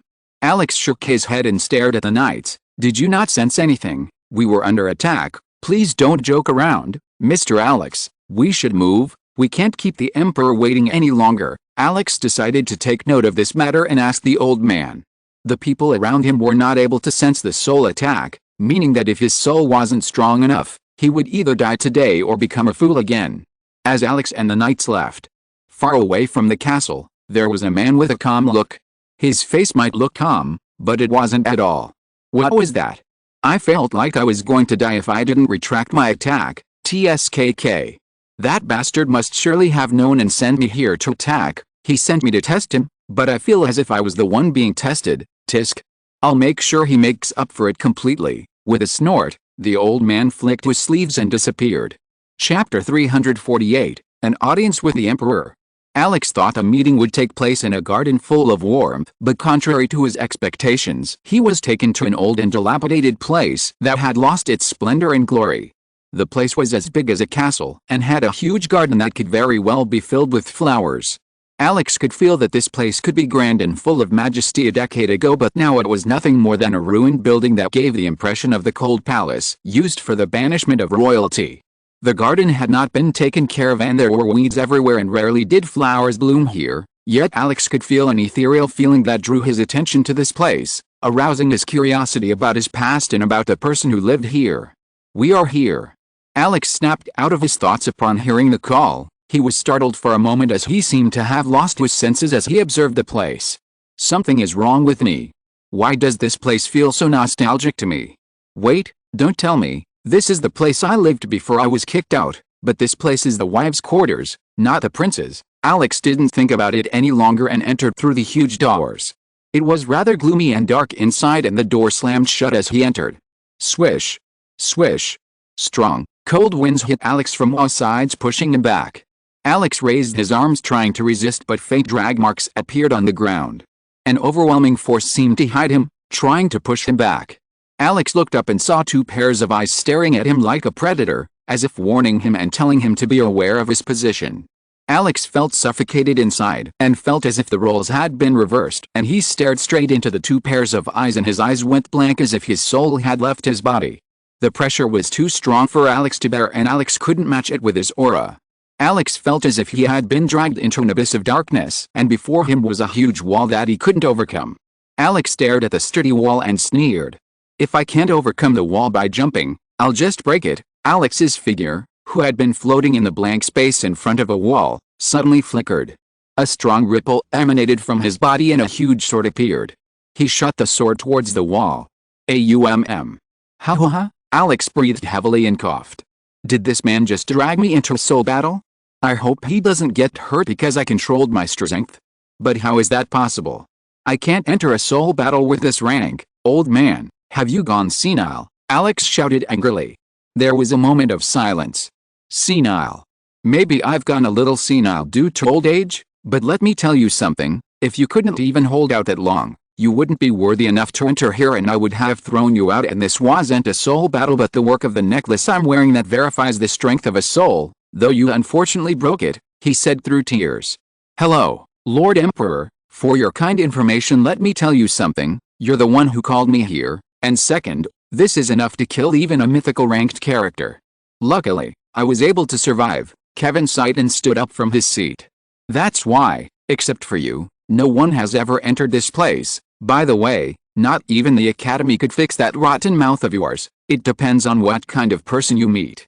In order to get respect, respect needs to be earned. Respect my ass. You want an emperor to beg you to give him some respect? You want to die? Can you kill me? Why don't you try? Alex stared at him. Kevin raised his eyebrows. He could imagine the words of someone telling him, one day your son would speak your tone. I know you think I'm using you as a pawn, so do you think just because you have so much use I wouldn't cut the pawn? There are plenty of pawns out there I can use. Ooh. Alex's lips curled up in a surprised expression and then he burst out laughing.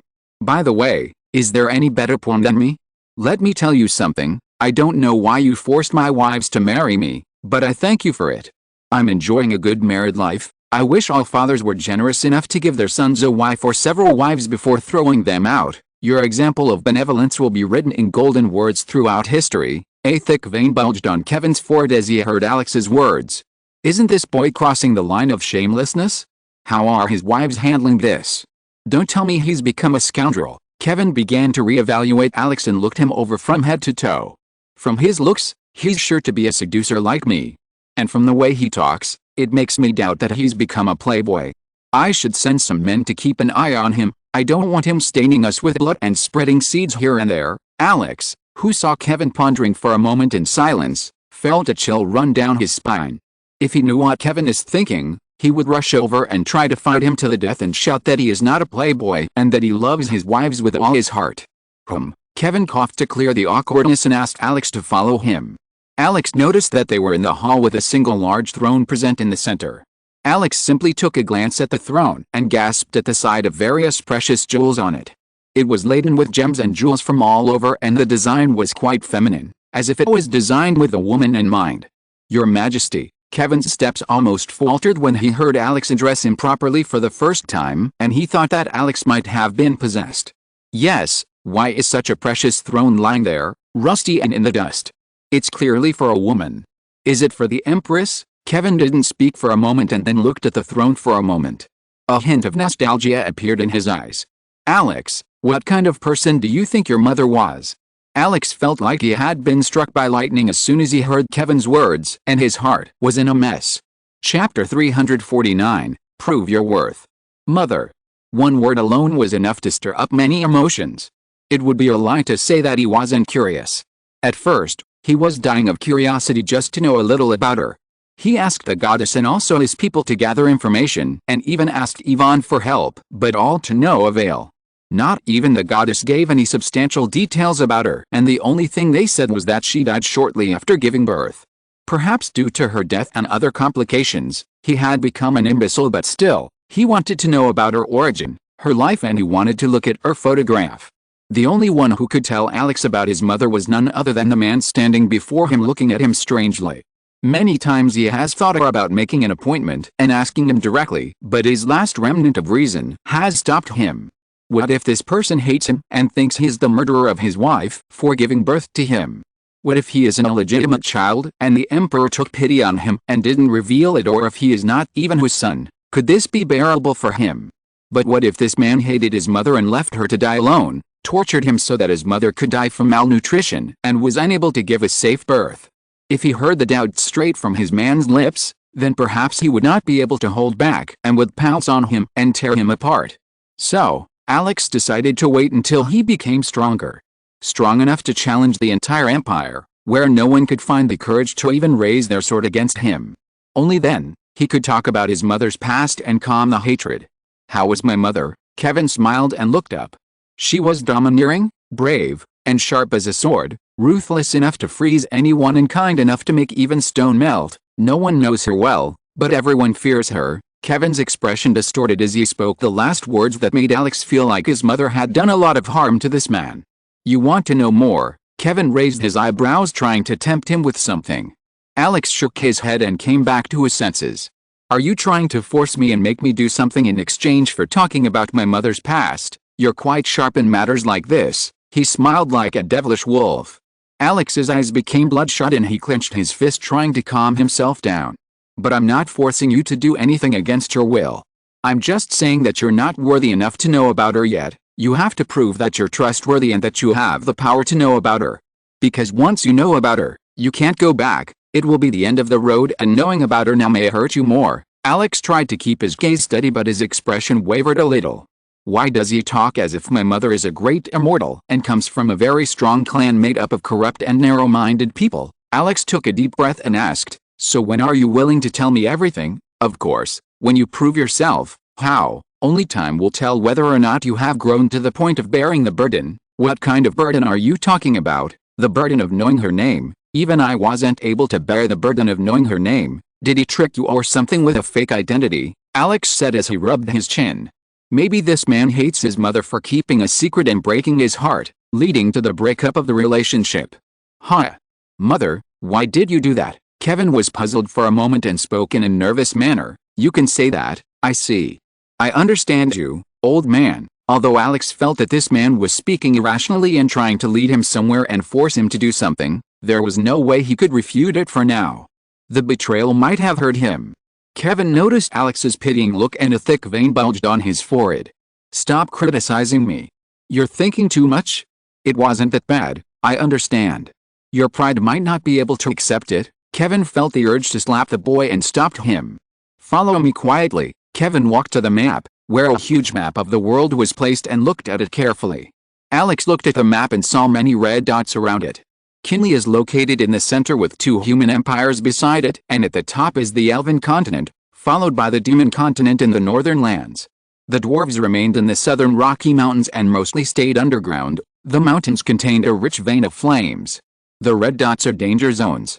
The Dark Elves, with the help of the demons, managed to secure a portion of land connected to our northern border and started a small skirmish. The Arkham Empire is in constant war with the demons. Only the Herald Empire is safe from the war, but they are slowly showing their fangs at us from the east. Even though we haven't fought, they are gathering troops. We've already had many minor wars against them. Nowadays everyone seems to want a cake. Alex waited for Kevin to finish and asked, "Do you want me to go to the northern part to finish things or to the south to defend?" Tisk. Kevin clicked his tongue and spoke. "Neither." He pointed at his hand and said, "I want you to go towards the western border near Arkham." Alex's gaze darted between the map and the man as he wondered if he had heard something wrong. There were no danger zones, no signs, no skirmishes in that region, so he couldn't figure out his motive. "I'm sure you're not sending me to a vacation spot there, so I'm guessing Arkham will be waging a war or the demons might be infiltrating. Who knows? I ask you to prepare as the situation arises. You can take your men with you, and from now on you will be in charge of that area. You are not a general, but your authority will be similar to theirs." Alex nodded and asked a few more questions to understand the situation. Both the northern and eastern fronts are well maintained, so unless something strange happens, there is no chance of them falling. As the time to leave approached, Alex looked deeply and asked, "I know you don't want to say anything about my mother, but can you at least answer me if I am an illegitimate child or not? Was my mother a maid, or someone you took pity on, or did something happen in the spur R?" Alex couldn't finish his sentence as the temperature of the place suddenly rose and Kevin's figure radiated murderous intent. Alex heard a deep and heavy voice, which gave him chills. "Who? Where did you hear that?" "I remember the last time someone said this, their head had been cut off, and those who dared to speak such words had their tongues cut out." "So, who did you hear it from?" Alex gulped as he saw his father change the subject out of nowhere and said, "No, someone talked about it. I just heard about the rumors about the search." Kevin walked over to Alex and patted him on the shoulder. Alex felt a current run down his spine. "Listen, your mother is neither a maid nor my mistress. We have married properly, and anyone who calls you an illegitimate daughter or that your mother is low-born is my problem. That's something I'll take care of. Now you can go back." Alex nodded after giving him a strange look and started walking after looking at the things. For a moment, he thought the Emperor looked so lonely and desolate that he could feel pity for him. Alex opened the door and walked out, but suddenly felt his body heat up. What happened? Alex felt uncomfortable and unable to breathe, and his body heated up to the point that his skin turned red hot. "System, what the hell happened?" Alex muttered, but he didn't feel any response from the system. No, he felt as if there was no system.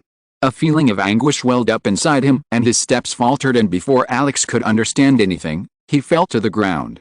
His vision began to blur and his senses faded away. "Damn it. I knew it. That old man must have done something. That was the last of it," he muttered before passing out. Chapter 350.1 Higher Potential. Alex, who had lost consciousness, was suddenly overwhelmed by a bright light that enveloped his entire body. A subtle pain began to invade him, and the assault of pain began to grow stronger and stronger. He felt his body beginning to heat up as if he had been thrown into boiling oil. A painful moan escaped his lips, and he opened his eyes to see the familiar ceiling of his room. Alex blinked due to the influx of light, and when he tried to stand up, he was stopped by 2 pairs of gentle hands, which were followed by 2 loud screams. "Alex, are you okay? What happened to you? Did your injury recur? Did that man attack you to give you poison?" Alex was met with the anxious expressions of Rhea and Yvonne. They both seemed to be crying and their eyes were red. Both had disheveled hair and dark circles under their eyes. It was evident that they were both very stressed and worried. "Relax. Relax. I'm safe and sound. Look, I'm in one piece and I don't have any injuries anywhere. There's no injury to my soul either. I remember going to meet that old man, and after the encounter, I felt totally knocked out. Was I unconscious for days? Alex asked. Riaya nodded and spoke anxiously. You've been unconscious for 5 days, but that's not the problem. Your body has been burning like fire and you were moving uncontrollably for the first 2 days, Yvonne said through tears. We tried using elixirs and herbs and even called in renowned priests and doctors, but there was no effect and your condition had been getting worse. I thought the Emperor had poisoned you, so I locked the doors and went inside. He assured me that there's nothing wrong with your body and that you'll have a great benefit after you wake up. He said to wait for 5 or 6 days. If you didn't wake up today, he would enter the castle. Athena and others were already on their way to see you, but we stopped them. Alex gulped as he saw Yvonne and Riaya's angry expressions, as if they had decided to fight their arch-enemy to the death. How do you feel now? Riaya asked with a softened expression. Both of them breathed a sigh of relief at the sight of him waking up safe and sound. I feel quite refreshed. Huh? Alex was taken aback by his own words for a moment. Both girls blinked at him with bewildered gazes. He tried to examine his body. There was no sign of any abnormality and it felt quite good and wonderful. I feel like I've been reborn. No, like I've reached nirvana. Yvonne squeezed Riaya's hand as she heard Alex muttering and weakly whispered to Riaya. Riaya, should I find a psychiatrist? I feel like Alex's mind has been damaged by that scum. He must have done something despicable on the sly. Riaya's eyes widened and a deep sense of anxiety washed over her as she stared intently into Alex's eyes to see if his eyes were normal or had returned to the previous state when he was a dirk. You know? I can hear both of you. I haven't suffered any mental damage. Could you please stop being anxious? My heart is torn at the sight of 2 flowers in that state. Let me check myself for a bit. Alex sat cross-legged and circulated her mana as she wondered what was going on. Host. Alex's jaw nearly dropped to the floor when he heard the stuttering voice. The robotic voice that had always been indifferent now spoke as if he had received a surprise beyond his wildest dream. Host, look at your status. And a small warning, prepare yourself before watching. What could have happened? I either lost stat points or gained a lot of stat points. Were you really surprised that this pointed out the stuttering? Host, it's nothing compared to what you're about to see. Name, Alex von Leon Hertz. Species, human. Rank, mid-transcendent. Rank potential, superior level. 17 EXP. 150 HP. 308/328 mana. 610/840 strength. 213 agility. 210 stamina. 193 vitality. 159 magic. 198 plus 50, additional 50 due to demonic ore, stat points. 13, his stamina and vitality are low due to the injury he sustained.